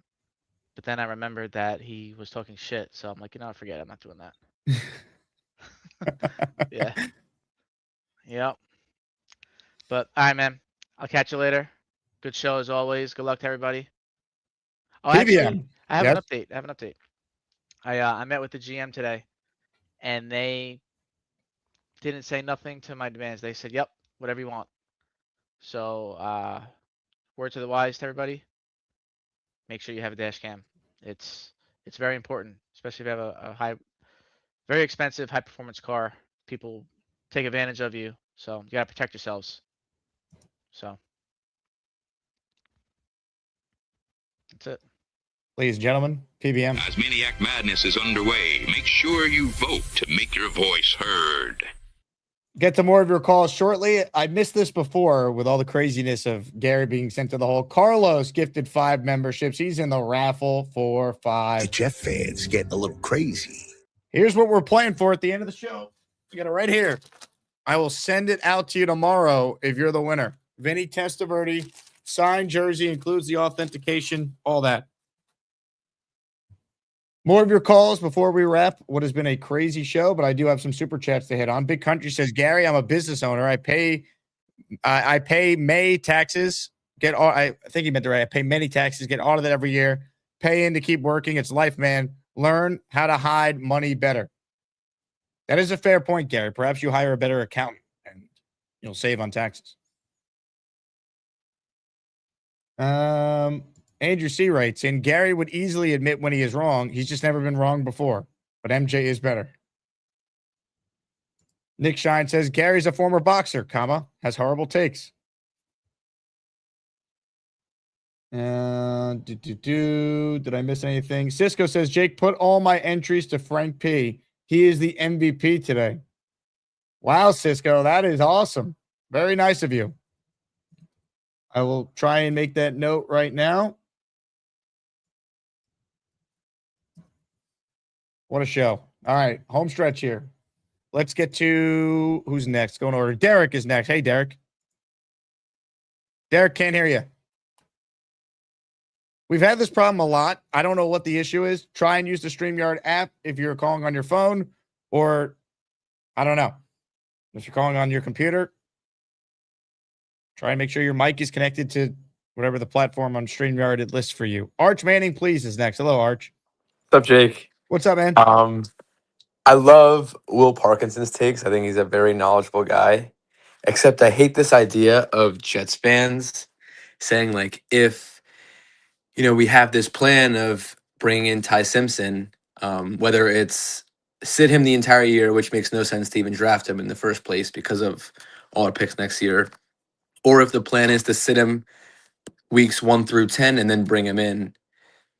Either plan doesn't give enough time to let him develop or learn the system or let us as fans or evaluators see if he's, the answer at quarterback. So whether or not the Jets really believe in him or like have a plan, I think the only way you can draft him is if you start him right away. Like if you really like him, you should start him right away. I don't think sitting him would have any benefit to the Jets, which is why I don't think you should draft him in the first round. Well, he's going to have to play at some point if you take him in the first round because you need to get some sort of evaluation on him before you have to potentially take a huge swing in 27. So I agree. it's part of the reason why I don't want him at 16 because I don't think there's a good enough plan to justify taking him at 16. So just don't take him. Take him if you want him. If he's there in the second round, great. If not, I wouldn't take him. Okay. And then secondly, I wanted to ask about who you were targeting in the second round. Because say we draft obviously Reese, and then say we take Tyson or Cooper, for example, at wide receiver at 16. Who do you want at 33 and 44? Well, they took a receiver already at 33. I'm kind of looking best player available at that point. Like, can you get one of the best interior offensive linemen in that spot? You know, can you take a safety? Did McNeil Warren fall out of the first round? I like him a lot. You could take another edge rusher there. Zion Young there at 33. Is he a guy in some consideration? I think he could be. You could take a linebacker, right? Let's say they took Arvell Reese. You could take CJ Allen from Georgia in that spot. He could be there at 33. My preference would be to trade out of 33 if we're not going to take Ty Simpson, assuming he's gone already. So they have a multitude of options, but 33 is probably the most movable pick they have. So I'd lean with trying to acquire a third round pick above anything else with that one. And then 44, I think it's BPA. Obviously, I don't want them to draft the corner, but it's in play there. If it's the best player on their board, I think there's a chance they could take a lot of different positions once you get past the first round. But that's assuming they got the receiver at 16, like you said in your argument, because they need wide receiver help desperately. Yep. And then with all the smoke blowing with the Jets going to the workout with Ty Simpson this morning, have you heard anything? And if so, do you think, I know you don't want to draft him, neither do I. Do you think it's a bad thing that they're going to see him live this morning? No, it's a good thing. They should be going to see him. It was this afternoon. You could see Muji and Glenn are on the left side. Frank Reich is in the middle on the black there. Ty is behind all them furthest in the back. Look, it's a good thing they're there. They should be going. It's their job to go. And again, if they have conviction in Ty Simpson, even if I don't want them, if they're right, who cares? They get all the credit. It's their job.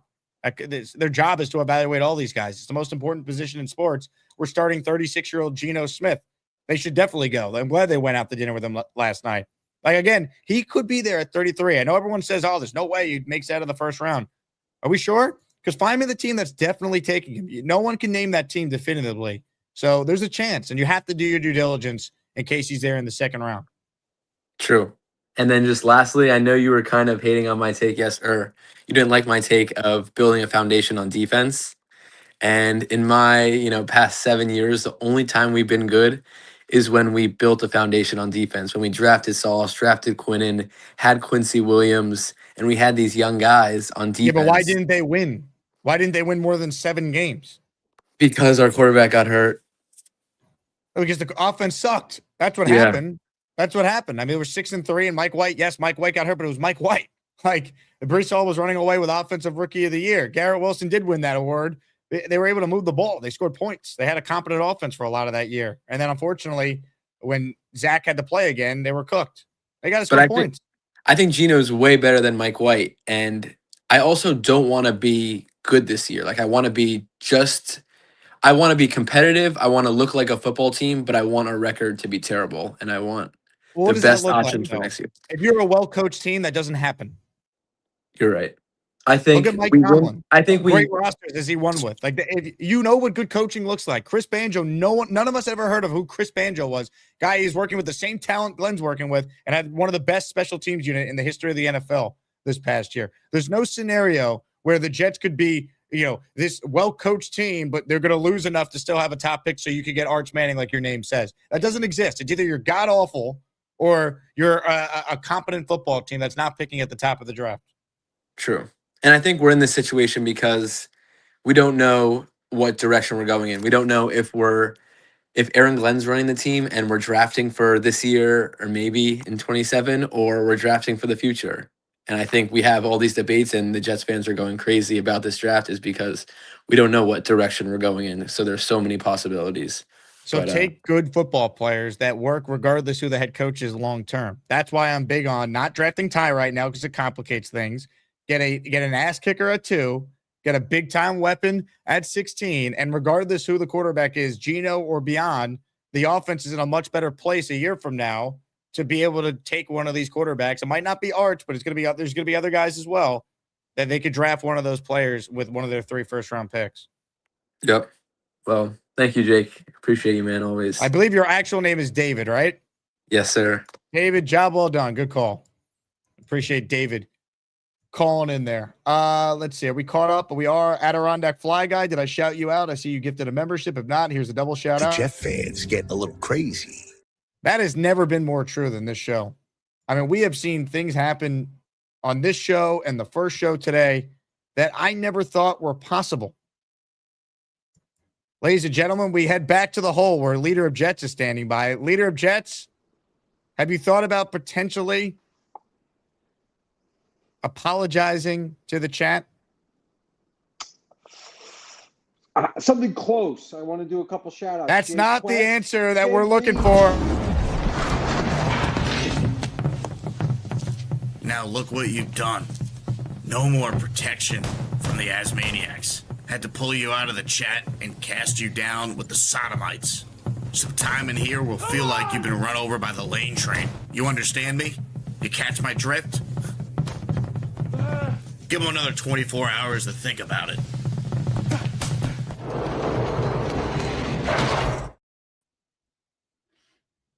He was right. Dating is gay. Now look what you've done, Gary. No more protection from the Asmaniacs. Had to pull you out of the chat and cast you down with the sodomites. Some time in here will feel like you've been run over by the lane train. You understand me? You catch my drift? Give them another 24 hours to think about it. I can confirm Leader of Jets and Gary are still in the hole. More of your calls before we wrap. Let's see if we can hear this guy this time. Derek is next. Hey, Derek. Hey, Jake. Sorry, brother. You got me? We got you. Cool. All right. RD Peg, those videos were awesome. You guys are one of the best Asmaniac duos of all time for sure. No matter who wins between those and Rube, it's been a good run, and the Asmaniacs still love you regardless. I have one quick take on Gary. I actually enjoy all your phone calls. I don't really agree a lot, but sometimes it is okay to agree to disagree and, move past the point. You don't have to be right 100% of the time. But, and then I wanted to bring up one of Will Parkinson's points. I thought, I'm not a fan of Jeremiah Love at 2 per se, but Love at 2 and then Lemon at 16, I'd be like, of all the abysmal offenses that we've seen, like points per game we averaged last year, like 10.6. I know is not good at all. I don't know the exact. Was it that number. many? I don't know if that's the exact number. Don't quote me on that one. But I know I'm just like so sick of seeing a bad offense. It would not be smart to take Love at 2. If they took Love and Lemon, though, at least I'd be like, well, we're going to be watchable. Long term, right. I would question how that would work from a team building standpoint. Look at the Giants with Saquon. But that first year with Saquon, I'm pretty sure he won like Offensive Rookie of the Year. It was pretty awesome. Yeah. Yeah, and I think Love that 4-3 speed would be cool. And if your AG and defensive play calling is your superpower, then can't you, I'd be like, yeah, I don't prefer it. I still prefer Reese or Lemon, at 16.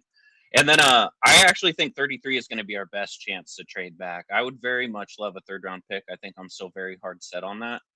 But if we do go offensive weapons twice in the 1st round, that's not where I'm at, like mentally, but I feel like I could kind of be like, I'm okay with that because you look the last decade, we're one of the top 3 lowest scoring teams in the National Football League. It's just not. And like the year Rodgers went down in 4 snaps, I'm pretty sure it was the Jets and the Ravens finished the first 17 weeks, like with the number 1 and number 2 defense in the entire NFL. So like that was just kind of a bummer. It would be kind of cool. And then I actually like the DK Metcalf take. I don't like about having to trade draft capital and then you have to pay him. I prefer somebody like BTJ, at least on a rookie deal, where if you have to trade draft capital to the Jaguars, you wouldn't have to pay him near as much.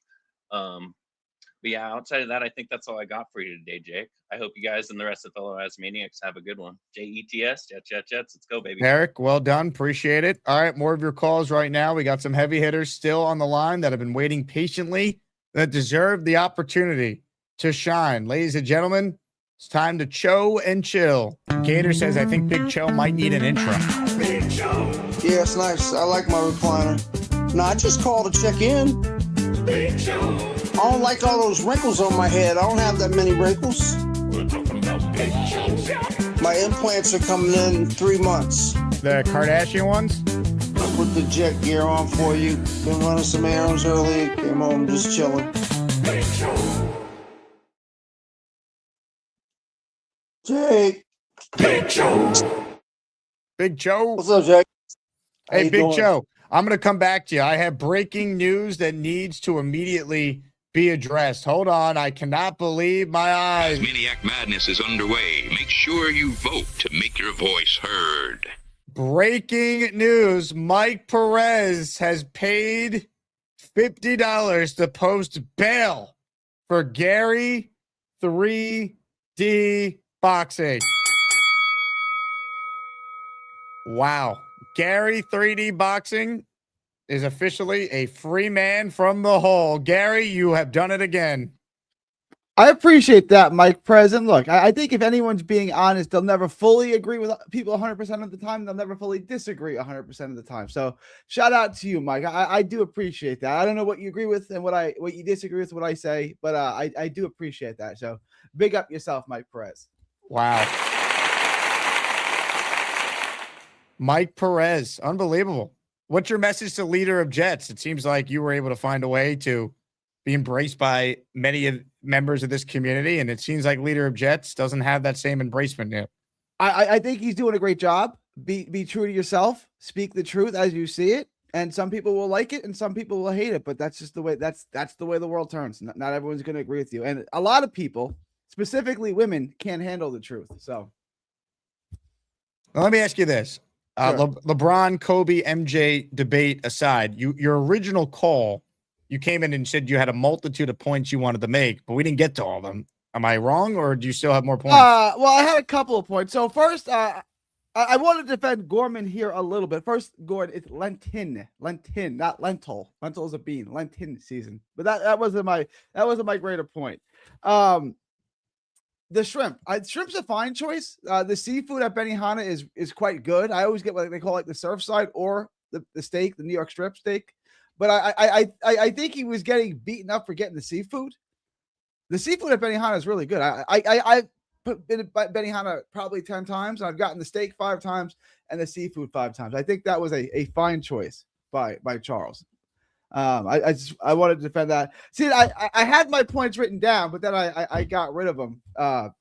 Well, don't worry, because I have some possible breaking news for your new best friend. Ladies and gentlemen, Georgie Mack writes in, if leader of jerks can show a little humility, I'll revoke the bounty. I'll leave it up to you, Jake. Well, wow, this is something, folks. Hold on. Let's head live to the hole. Leader of Jets, are you capable of showing some humility for your bounty to be revoked by Georgie Mack? A little. I want to be gracious to the disciples of Jets that the chat has banded together. Cisco, John Q, Jay Reeves, veterans. There's some real strong disciples in there, and they deserve their credit as well. I think Amanda was being kind as well. I will apologize to PMD, Purple Belt. It's a big honor to be a Purple Belt, so I don't want to be disrespectful in any way. Purple Belt Mike is who you're referring to. I'm going to stick with Dash Cam Mike, DCM. I apologize. Thank you, Georgie Mack. I'm not getting the sense that this is a ton of humility here. I have to be myself. I am humble, but I'm confident. I I can't stray too far. The chat will sense the fakeness. It just can't be me. Why are you the way you are, leader of Jets? And let me ask you this as well. Dave Brigg is convinced your name is a big issue for most people. Is this true? Also, Aaron Judge, home run. Let's There go. we go. Here we go. What's the score? I have the under. 2-0 Yankees. There we go. 35 years of being so consistently right has made me this way. It's not really my fault. The term that I use is above the trees. Some people are lost in the forest. I am above the trees. I have the foresight. It's a gift. And people who are put off by it, unfortunately, they're intimidated by it. Beastbreaker says, leader of Jets, more like leader of fraud. I'm going to look, I don't think I'm getting my point across, so I'm going to hand things over to Beast to maybe try and get you to be a little more.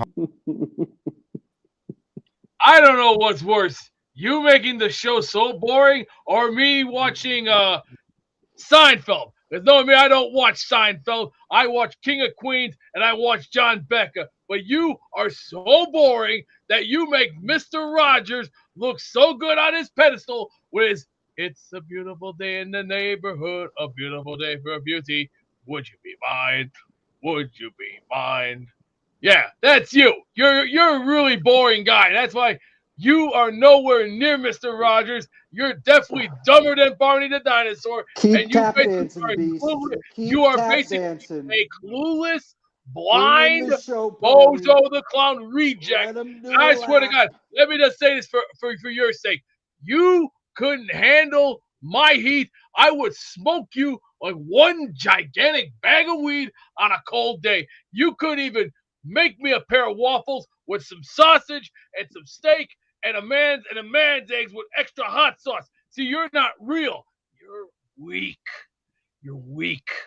That's why until then, you need to go back to school and get an education. You're very, very stale in my book. Go back to school, kid. Yeah, get yourself a book bag, a trapper keeper, and everything else. Now, Why do you just come in insulting Who the people? No one, hell he didn't went even say Dr. anything about you. Tequila Why and do you? Hey, I'm not in the hole this anymore. is Why do you a just come in and a and waste of start space? insulting people? Get out of here, Barney the dinosaur. Yo, go parade around in your purple suit. Get out of here. No, that's you. That's what. I'm sorry, Gary. I got more of this, and I got more of this because I'm a powerful one. And let me say, just because I got the body of a Greek god, I'm a savage, you son of a bitch. I can tear your throat out, and believe me, when me and Amanda team up, we're gonna rip you apart from pillar to post. You have the body of a Greek god. You're built like a snowman.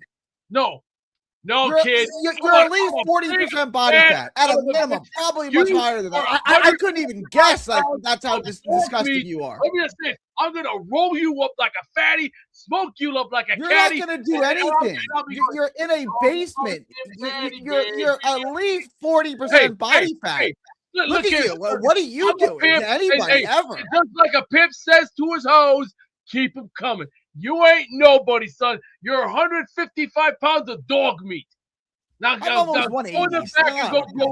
Only fat people say that, right? You never hear a lean guy say, "You're a buck 50 soaking wet." Maniac Madness is underway. Make sure you vote to make your voice heard. A lot happening on the show. I'm going to say leader of Jets. I can't remove you from the hole. Georgie Mack said, if leader of jerks can show a little humility, he'd revoke the bounty, but he's going to leave it up to me. And I don't think I saw enough humility. People in the chat, you let me know, because I am someone who listens to the opinions of others, especially the people who allow me to do this for a living. So if you believe I should remove the bounty from leader of Jets, let me know and tell me why. First comment I see is from Mike D's Nuts, who says, leave his ass. So not off to a great start there for leader of Jets. Ozzy says, leave him there. M123 definitely wasn't humility. Derek says, leader of jerks is clever as F, though. It is pretty clever nickname. Unbelievable. All right, more of your calls. I apologize to this guy. We had the breaking news happen during his call. Let's go back to Big Daddy Cho. How you doing, Big Daddy? Oh, I'm doing good, Big Cho. Big Cho. What's up, Jake? Big Cho. I have a question. That leader of Jets guy, how long has he been calling in? He's called, I want to say, maybe a couple months now. He's called more frequently, though, the last few days. He comes off as being a little bit arrogant from his name, the leader of Jets. He's not my leader, and I've been a Jets fan forever, and he doesn't lead me. So I don't know where he comes off trying to say he's the leader of Jets. He doesn't lead me to shit. So he's not your leader? No. My leader is the Lord Jesus Christ. Amen, Big Joe. So just by that name, you need to keep his ass in the hole. Well, I'll tell you what, you make some salient points. Yeah, and as far as I've coached basketball for 35 years, and I'm going to give you my basketball opinion. The greatest NBA player to ever play is Michael Jordan. And that's 35 years of evaluating talent. I put my take up against anybody. I agree with you, Big Joe. Michael Jordan's the best. How many championships did he lose? Let me tell you, 0. 0. What's he, 4-0? 5-0? 6. 6-0? 6-0. Oh, that's the key point. Oh, didn't lose 1. Big Joe. Oh. That's right. I'm watching my UConn girls play right now, and then I'm going to watch the men tonight. Are you ready for St. John's and Duke, Big Joe? I'm hoping it's the St. John's UConn Elite 8 matchup on Sunday. They're meeting for a 4th time if that happens.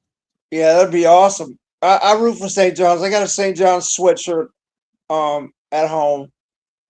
But my 3 teams in college is Wake, because my daughter goes there, Florida State, I'm alumni, and my mother-in-law went to UConn. Now, Big Joe, what are your thoughts on Gary? What do you mean? Well, you had some strong takes on leader of Jets. I was just curious if you had any on Gary. No, I like Gary. I think he has some strong takes and beliefs that he doesn't think that he's wrong.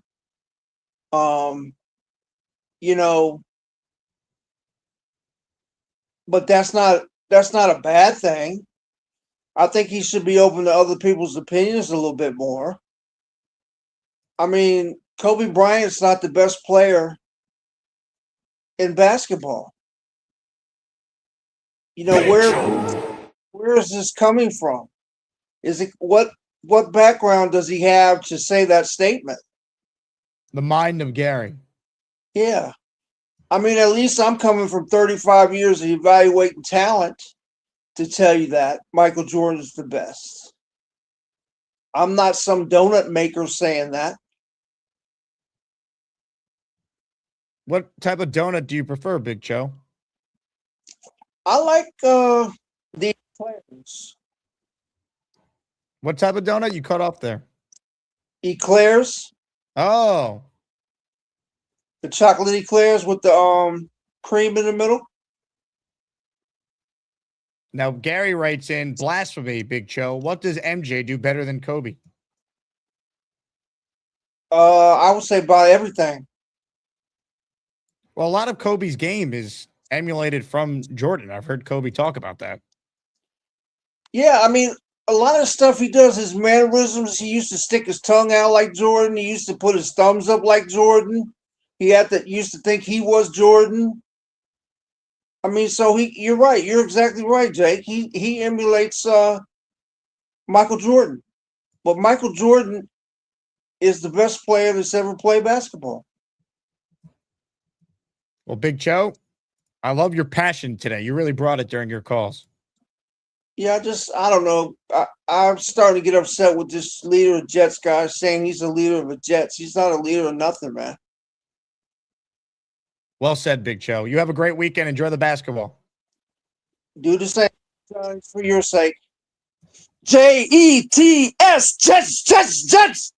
All right, home stretch here. I got so many raffle names to make sure I'm accounted for. It's been a crazy day. You guys are awesome. Last chance if you want to in on a Vinny T signed jersey giveaway coming up in a few minutes.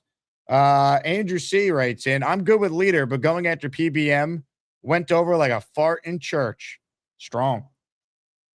Georgie Mack writes in, 2 entries for Beast. Take them both out, brother. Can I get a good job? I'll give you a good job. Good job. Nice job, Georgie Mack. Nice job. All right, what do we got here? Big Fella says Tennessee versus Iowa State tonight. Go Vols, baby. We know Big Fella's locked into his Vols. Leader of Jets, super chat just from the hole. He writes in, free LOJ, disciples of Jets.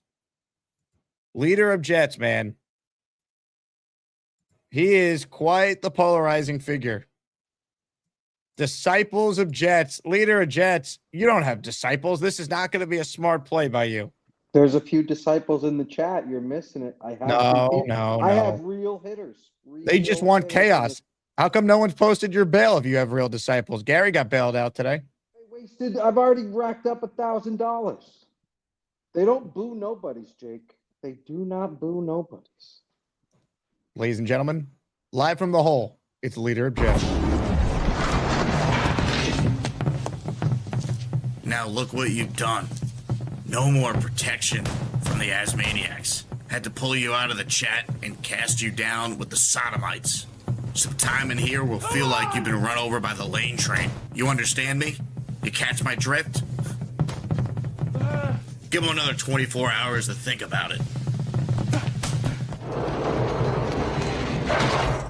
I think in all the craziness, I missed this one from Ozzy, who says draft Reese at 2, Lemon at 16, Pons at 33, and then Zion Young at 44. I think you might have to swap them. I think it would be Young at 33 and then Pons at 44, maybe. Is Pons supposed to go at 33? Is he going that high now? He's an awesome football player. He was the Indiana corner who had the pick 6 in the playoff game against Dante Moore. He plays a lot like Aaron Glenn. He's undersized. I like him a lot as a player. I don't think the Jets would take him at 33, though. I'd be surprised. I believe we have caught up on the Super Chats. I do have time for a couple more calls. Let me get everything I need for this next one, though. Ladies and gentlemen, it's time. Jets, Jets. Hey, Jake. Hey, everyone. I just wanted to say that not wanting to read a 70,000-page document is not a valid excuse for not paying your taxes. Somehow all of us are able to figure it out. And there's this handy-dandy tool called Control F, Command F, and you could easily find whatever tax code, tax law applies to you and avoid getting on the IRS's radar. Because once they find you, I'm pretty sure they stay on you the rest of your life. So that's my advice on that one. And let's take Arvell Reese at 2, or let someone trade up for R2 to take Jordan Love if they think we're going to take him. I'd be cool with him as well. And then Love at 16 if he falls. Or any combination of like trading up to get a wide receiver. I'm cool with all those. Like takes by everyone else. What about leader of Jets? Do you have any thoughts on this situation? I have never seen the Asmaniacs so divided on someone who's so new. I personally am a fan of leader of Jets, but only because I think he's like a new up and coming Allen, and I prefer him to Gary. So if I'm like picking the lesser of two evils, I'd rather take leader of Jets. I think he's funny over Gary Bear. Why So do you that's my think stance Gary on has it. more supporters than leader of Jets? Gary has been here for longer, so he has time working on his side. Also, I think the fact that Gary is he has covered many topics at this point and has accumulated, different supporters and haters for his varying takes across the topics. And I just don't think leader of Jets has been able to establish that same reach that Gary currently has. Interesting. Very interesting. Well, who do you prefer, Gary or leader of Jets? If you had to pick one, they both have terrible takes. That is I don't true. agree with a single Jets take that has ever come out of either of their mouths. Gary's been here longer. I have to go with Gary. He's been here for years. Leader of Jets is just emerging. I think as an emerging caller myself, that's why I take leader of Jets' side. And also because Gary's my nemesis. That is true. Big round of 32 battle. Are you prepared? Anyone but Gary, baby. Amanda, we appreciate your time. Enjoy whatever you're getting into later. Thank you. It's a big night out for the girls. Jets, Jets, Jets, Jets. Take after take after take from the callers today. Unbelievable. Derek, the Kansas Jet fan, says, LOJ, an apology to Asmaniacs, and all might be forgiven. I don't think he's capable of doing that, though, Derek. We tried. Major Poonage writes in, or is it Ponage? I don't know. Leader of Punchable Faces is an asshat. Get me in the raffle. I mean, we have never seen hatred like this before from anyone, and this includes Beast. Peg and Artie with a super chat. Can I claim this as a tax write-off? Man, I don't know about that one. You could try. It's a work expense for me. All right, ladies and gentlemen, it's almost time to wrap this baby up. I know this guy is pumped about his Yanks right now, but he doesn't regularly call in anymore. Clancy's on the line. Hello, Clancy. What's up, Jake? Let's go Yanks, baby. How you doing, man? Let's go, baby. Judge and Stanton going deep. We love it. Absolutely. Well, I really wanted to call in. I know there's a lot of St. John's love. I'd be rooting for them, too, if they weren't playing my guys, but let's go Duke tonight, boy. St. John's going. Why are you a Duke fan? What's your allegiance to Duke? Well, my parents are born and raised in Jersey City, so Bobby Hurley, baby, from the early 90s. Ah. Ever since I've been 6 years old, I've been a Duke fan, so yeah. That's a cool reason.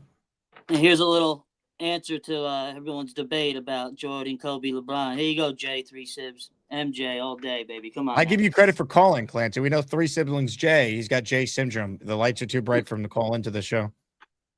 Even if he did, he'd leave his camera off anyway. Yeah. Let's go Duke. And like you said, Judge going Yahtzee earlier. Baseball time as well, baby. Let's go. Ladies and gentlemen, Clancy checking in. Asmaniac Madness is underway. Make sure you vote to make your voice heard. All right. This could be a concession speech because right now it's 74-26. Peg and Artie all over our next caller. There's a feller they call Charleston Jets rude, cause he calls the show nude, never wears a shirt. And some folks, they don't think he's got pants on either. It's a gosh darn nudist camp. Let's hear it for that Charleston Jets rube and see if he has any Jets points today. See, I just needed to get her involved more often because, she's obviously the better half. But Mrs. Rube. Mrs. Rube. So, but yeah, as soon as I saw who I had a matchup for, I thought, you know what? I don't know who took their shirt off first, but it's like, man, I wish Artie wouldn't have started taking his shirt off because I know that's what the committee was thinking, shirtless guys. But man, Artie and Peg are an OG, They, I feel like they were misseeded, but it's okay. It's okay. I will graciously accept my defeat. And to be quite honest with you, there's nobody else I'd rather lose to. I did meet Peg and Artie in the Tampa meetup. Great people. I can't be upset or anything like that. Now, if I would have lost to someone like Leader of Jets or something like that, it might be a whole nother story, and I might be curled up in a ball crying right now. But losing to Peg and Artie isn't a big deal. But even a little more than 1 out of 4 people voted for me. I think that's not bad. I was a pretty consistent caller over the summer. but it's been probably 6-8 months since I've regularly called in because I think that's what hurt you, Rube. We did this tournament in August. I think you got a great chance of winning the whole thing. You know, the thing about it is, I got a new job, and their busy season is October through basically in like 2 more days. And then basically the other 6 months I basically work like 12 hours a day. And then the other 6 months of the year, I might work 32 hours a week. I might have 2 weeks off. At the most, I work 40 hours. I basically like super part-time in the next 6 months, which is great because I'm getting old and I enjoy the beach. So it's a good work system, but it just sucks because during the football season, I don't really have time to call in. And, you know, I always rewatch your after the game shows, but I love football so much that I have the, you know, the ticket and all that. And I always watch all the games, you know, so I always rewatch your show after the games are over. But anyways, you know, Jake, you've built this great community here. Everybody's great, you know, in Tampa. Me and the wife had a blast. I'm just happy, honestly, I made the tournament. I kind of had a feeling I would because you told me, hey, make sure you call in. You'll make the tournament, whatever. But, you know, I'm just happy to lose to an OG like Peg and Artie. They're great people. And, you know, they probably should have been a top 5 seed. You know, next year, hopefully I don't even know who to throw out a name, but, you know, someone like leader of Jets or whoever. And I think I might have a little better chance. But anyways, I appreciate the committee for putting me on. This was a lot of fun. You know, I came up with my little strip idea with the whole jet paint, and I'm leaving it on until I take a shower before bed tonight, just for a tribute to all the Asmaniacs. But I love everybody, and thanks for the 1 of 4 of you that voted for me. And Leanie, you never, ever, ever, ever have to give me singles. It's free for you, baby. Always. I'm out. Ladies and gentlemen, Charleston Jets Rube. Asmaniac Madness is underway. Make sure you vote to make your voice heard. Great call by him. Ladies and gentlemen, breaking news. Breaking sports news on the Jake Asman Show. Leader of Jets is a free man. Georgie Mack has posted the bell. Oh my goodness.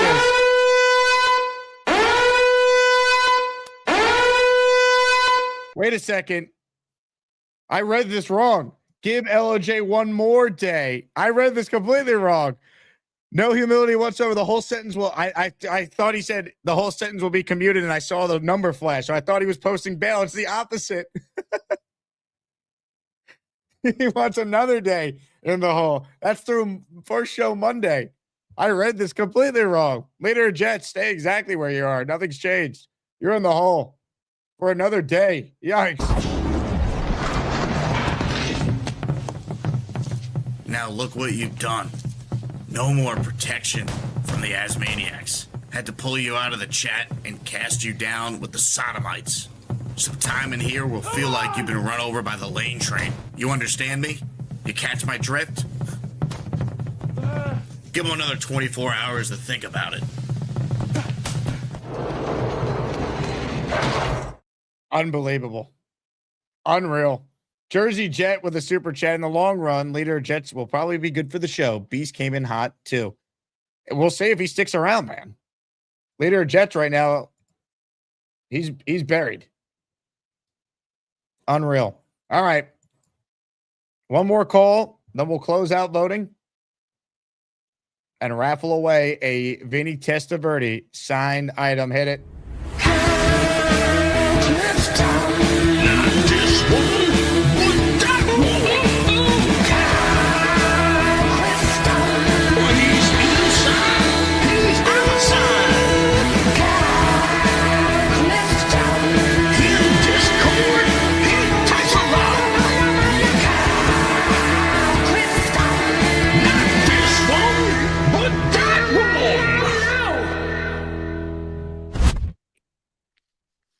There's a lot of stuff going on with this show, and I'm missing almost all of it. I can't even keep up what's happening right now. Yeah. I can tell you that Gary's right in one regard, because I think the quote is from Hamlet. Polonius says, to thy own self be true, and then you can't be false to any other man, something to that effect. And that's what Leader of Jets is really doing here. I mean, I haven't really heard any of his takes to see if they're particularly impressive or not. But the arrogance really comes through, and he seems like he's sticking to his guns. And he probably shouldn't do that.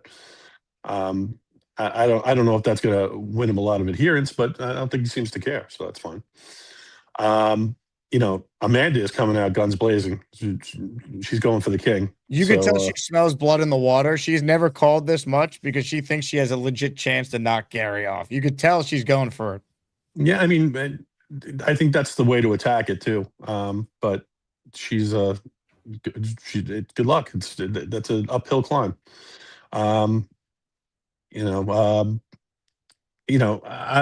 We've had a lot of talk in the chat and a lot of talk on the channel about Ty Simpson. I don't want to give the impression that I don't like Ty Simpson. I like Ty Simpson fine. To me, it's a pure risk proposition. I'm not a professional talent evaluator, right? I don't think any of us here are. Some of us might watch more Alabama than others. From what I've seen, the guy is a good quarterback. Everything I've read and everything I've seen about interviews with him, he's a good kid, all this other stuff. If he were there at 33, I would forego trading back and run the card up to take him. But I'm not going to spend a first-round pick in the top half of the draft on him right now, just because of the measurables, the experience, how the season ended. He has too much going against him, and that's what leads into it being a risk proposition for me. That doesn't mean that he's not great between the years. He definitely is, and that doesn't mean he can't be successful. And even if he were a career backup, right, and he showed a little something, and we could trade him 2 or 3 years down the road and come back with a day 3 pick, and we spent the second rounder on him. To me, I think that's worth the swing. But just for me, and I know other people like him, and I'm not going to cry too much if the brain trust says this is our guy. We're pushing all our chips on the table. But if it's not the guy, I'm definitely going to hold him accountable. That's kind of how I feel about it. I agree. And everything you said, I think that's why I'm okay with taking the swing in the second round and why it just complicates things doing it at 16 right now. Right.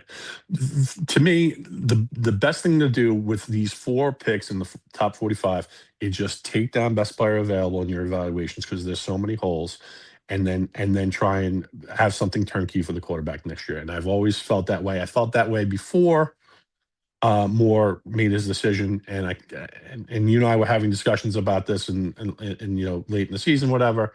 I still feel that way. And everyone have a great night. I love Clancy, but let me just leave with this. Fuck Duke. Let's go St. John's. Wow. I'll talk to you later. What a take by the Queens native, Kyle Clifton, repping the Johnnies tonight. Let's go. All right. I'm going to end voting, but first a super chat that must be addressed. Bino says, wow, broke back 666 worst. He was never hold like clown leader of Jets, LOL. It's true. We haven't seen anyone be hold like this since early days Beast, and this might be worse. Austin Jets says, shout out to Georgie, leader of Jets behind the black door. I need a Beast La Porrette. I'm not even going to try and pronounce it. Where's my Beast Breaker drop of this? Hold on. You know what? Maybe Beast can give it to you live. Why don't we try that? That's even better. That's worth the money. Beast? Esta es puta madre, la puerta negra. La puerta negra. Money well spent, Austin. I got you down in the raffle for another 4 entries. All right. I thought this was going to be tight, but man, this dynamic duo is beloved. Peg and Artie moving on to the round of 32. They defeat Charleston Jets Rube in our final matchup of the opening round of 64. Peg and Artie 74, Charleston Jets Rube 28, 346 total votes were cast in this battle. That means the round of 32 is officially set. We started with 68. The play-in got us down to 64. And now one round of Asmaniac Madness is officially completed, which means the round of 32 will kick off tomorrow. Kyle Clifton is in the opening round battle against Rob the Jet Fan, the 1 versus 8 in the round of 32. Here's your look at the bracket. Top left is where we restart. We go from left to right in Asmaniac Madness. So the first battle tomorrow on our Saturday show is Kyle and Rob. Monday AM, it's David T and Peter Castro. Monday PM, it's Lane Train and Ricky. Tuesday AM, it's Neil and Chef Kev. Tuesday PM, it's Leanie and Thunderlips. Wednesday AM, it's Adam and Papa Jet. Wednesday PM, it's Mad Max and Australian Jets fan. Get ready. Get ready. Get ready. You do the math for the rest of them. I will post the schedule in the Discord. But here's your look at the round of 32 for all the matchups. And we'll add, obviously, Peg and Artie to the graphic against Bobby Midnight in the round of 32 for that one. Andrew C. says, Jake, who is leading the bracket pick? Well, Dream, if you take a look at our bracket pool right now, you hit the standings button, you will see that in first place is Scoot 0203 is leading with a possible 191 points and currently has 30. Connor, unclear who Connor is, his username Connor 29. Jake Asman, that's me. Marvelous, NY Sports King, Amanda Madison, Frank P, and Dom D'Angelo all tied for third place in the pool. Pretty incredible. Now that's pending me updating Peg and Artie's victory. And Peg and Artie, they're on for a victory speech. Well done, Peg and Artie. Bravo. Thank you, Asmaniacs. Thank you, everybody. We appreciate everybody that voted for us. And we appreciate everybody that voted, regardless of who they voted for, because without you guys, none of this would be possible. The committee worked so hard behind the scenes at so many functions for Jake's show, and they deserve a round of applause for all their efforts. And we just want to say thanks. We're going to carry on. Anyone's name that was mentioned, it's with love. Believe me. There was nothing negative when we were putting this together. There was nothing negative about it. It was done with just thoughts of love and friendship and laughs. Yeah, because, when we went to our very first meetup, and I'm telling you, I never seen a group of people that made you feel so welcome, like you knew them forever. The 4% is the way they treated Peg. It was incredible. Yeah, it was. Genergy, Jay Graves, all of them. Leanie, Mimosa, they were all so awesome to Peg, and that made me feel good. And naturally, everybody was great to me, too. The first person I met was Jay Quest, who met us on the train with Bethpage Chris. Man, they acted like they knew me their whole lives. We were very welcoming. So if you ever get a chance to go to a meetup or any function to meet up with the Asmaniacs and you're new here, please do it. You won't regret it. Jake works very hard. It's a great community. I am watching. Excuse me. I just want to say this before I forget. I am watching too much Jake Asman, though. You know why? I'm doing the dishes today, and I'm singing Kyle Clifton. And then I figure, what am I doing? And then I go to Lunch Punch Brigger. I'm like, what am I doing? Yeah, Gate is a menace when it comes to that. He has us singing jingles at work and at home and everything else because he's the best. He's nice. Anyway, I know you want to get to the raffle. Thanks, guys. Enjoy the rest of the evening. Let's go St. John's. Clancy, you are a great guy, but fuck Duke. And our dog even has a shirt. Yep, our dog even has a shirt, but he wasn't too thrilled about putting it on. But we'll see you guys tomorrow. Amazing. Peg and Artie, congratulations. Two of the all-time greats. Maniac Madness is underway. Make sure you vote to make your voice heard. Ladies and gentlemen, I'm all about giving you guys good news. For those who hate Gary, enjoy a Gary call without Gary. How nice is this? Fantastic. All right. Women need to vacuum and shouldn't be allowed to vote. Fantastic. All right, I'm counting the raffle names here. I need a little more time, so in the meantime, let me hand things over to a man who will definitely have something crazy to say. What are you guys' opinion on me doing a backflip through this orange wall? Oh man, what's up, Asmaniacs? Can you guys hear me? So we have really our round of 64 is already over, so we have the round of 32 coming over. So the round of 32, so we got a very, very good show. So we got tomorrow we got Kyle Clifton against Rob the Jetson. Kyle Clifton's gonna win this game, and then we got a very good game. So we're recapping. We're gonna be doing the round of 32. This is my predictions really for the round of 32. This is my little, and then we have. Thanks, Mad Max. That was the perfect amount of time I needed for you to say your nonsense and for me to finish counting the names. Ladies and gentlemen, one of the more epic raffles ever is about to happen. A signed Vinny Testaverde jersey with more entries for a daily show raffle than I believe we've ever had in the history of the show. Ladies and gentlemen, it is time to hand things over to the master of raffle ceremony. Hey, yo, it's MC Hammer in the house. Remember, now, let's get this party going, shall we? Now, to all them cool cats and all my fine looking ladies. Tonight it's Friday. You know what time it is. It's TGIF. Now, let's go to that Wheel of Champions. Go spin that wheel and have a nice night. And remember, folks, can't touch this. Now, spin that wheel. Let's boogie on down to the nearby boardwalk. Woohoo! It's time to announce the winners of the weekly Asmaniac raffle. Let's spin the Jake Asman Show Wheel of Champions and find out which Asmaniac is winning an epic prize. Thank you, MC Beast. Ladies and gentlemen, I give you the Wheel of Champions. 229 names are on here for a daily raffle prize. The prize that I'm holding in my hand right here.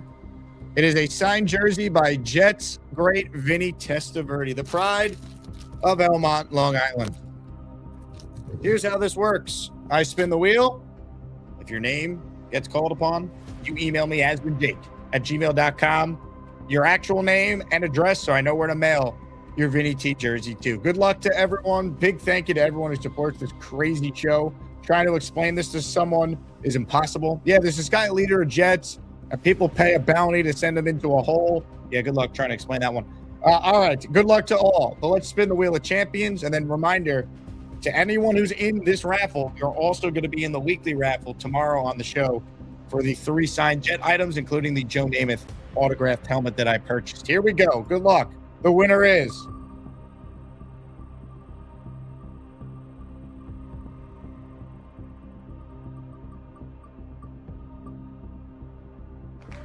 Mike D's Nuts. Are you kidding me?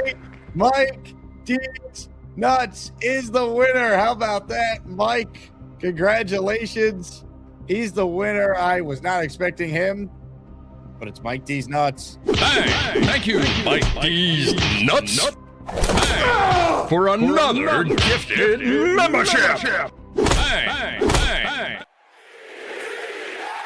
Mike D's Nuts.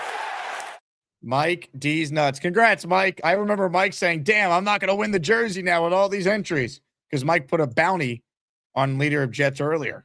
Well, Mike D's Nuts, what a job by you. D's Nuts. What a show. Congrats to Mike. Congrats to Peg and Artie. I see Mike's in the chat. Mike, just shoot me a message confirming your address so I know where to send it, and I'll get that sent to you as early as tomorrow. I have time to get over to UPS. All right. Thank you, everyone. What a show. What a day.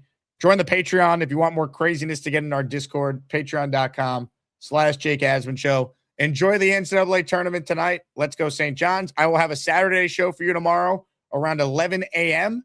So I'm looking forward to that. We'll start the round of 32, as I mentioned, with Kyle Clifton going up against Rob the Jet fan. So a lot of great things coming. Draft's less than a month away. Looking forward to all that and more. Draft party. You guys know RSVP if you're coming. We're going to have a blast. Enjoy your weekend, everyone. Grateful for all of you. As always, go Jets. And since this show has been so insane, why not play a crazy clip at the end here to really encapsulate this crazy community? Go Jets. And as always, Jets, Jets, Jets, Jets. Let's go, baby. Hit it. Whoa. Holy crap. I can't believe it. Lane Kerner's in the house. What's up, Lane? I'm talking about sports on my phone.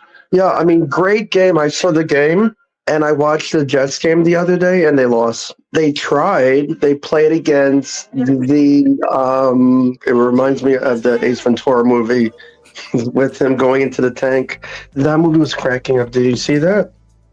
That movie? Yeah, I have. The Jets should have won that game. I watched it. I just couldn't believe it that they lost. You have to move the ball down the field, and they just didn't. Like, it was Bruce Hall, Robert Scala. More news. Do you think maybe they'll win next year? I'm not quite sure what you mean by do I think they'll win? Well, do you think maybe they should draft a quarterback or a QB? Yeah, I mean, I'm sorry, man, and I where can did you go. And I have some other stuff too to talk about. Do you think, yeah, but anyway, staying the Jets, yeah. I like the Jets uniforms. I just don't want me to keep you long because you probably have some more people online waiting to talk about sports. Okay, that's all. Have a great day and watch the game next week. Great call, Lane. The Lane train, folks. Oh, hi. Jake wants me to ask you to click on the like button. That's right, Lane. And if they don't subscribe to the Jake Asman Show, this team may never win another game. Let's go, Jets!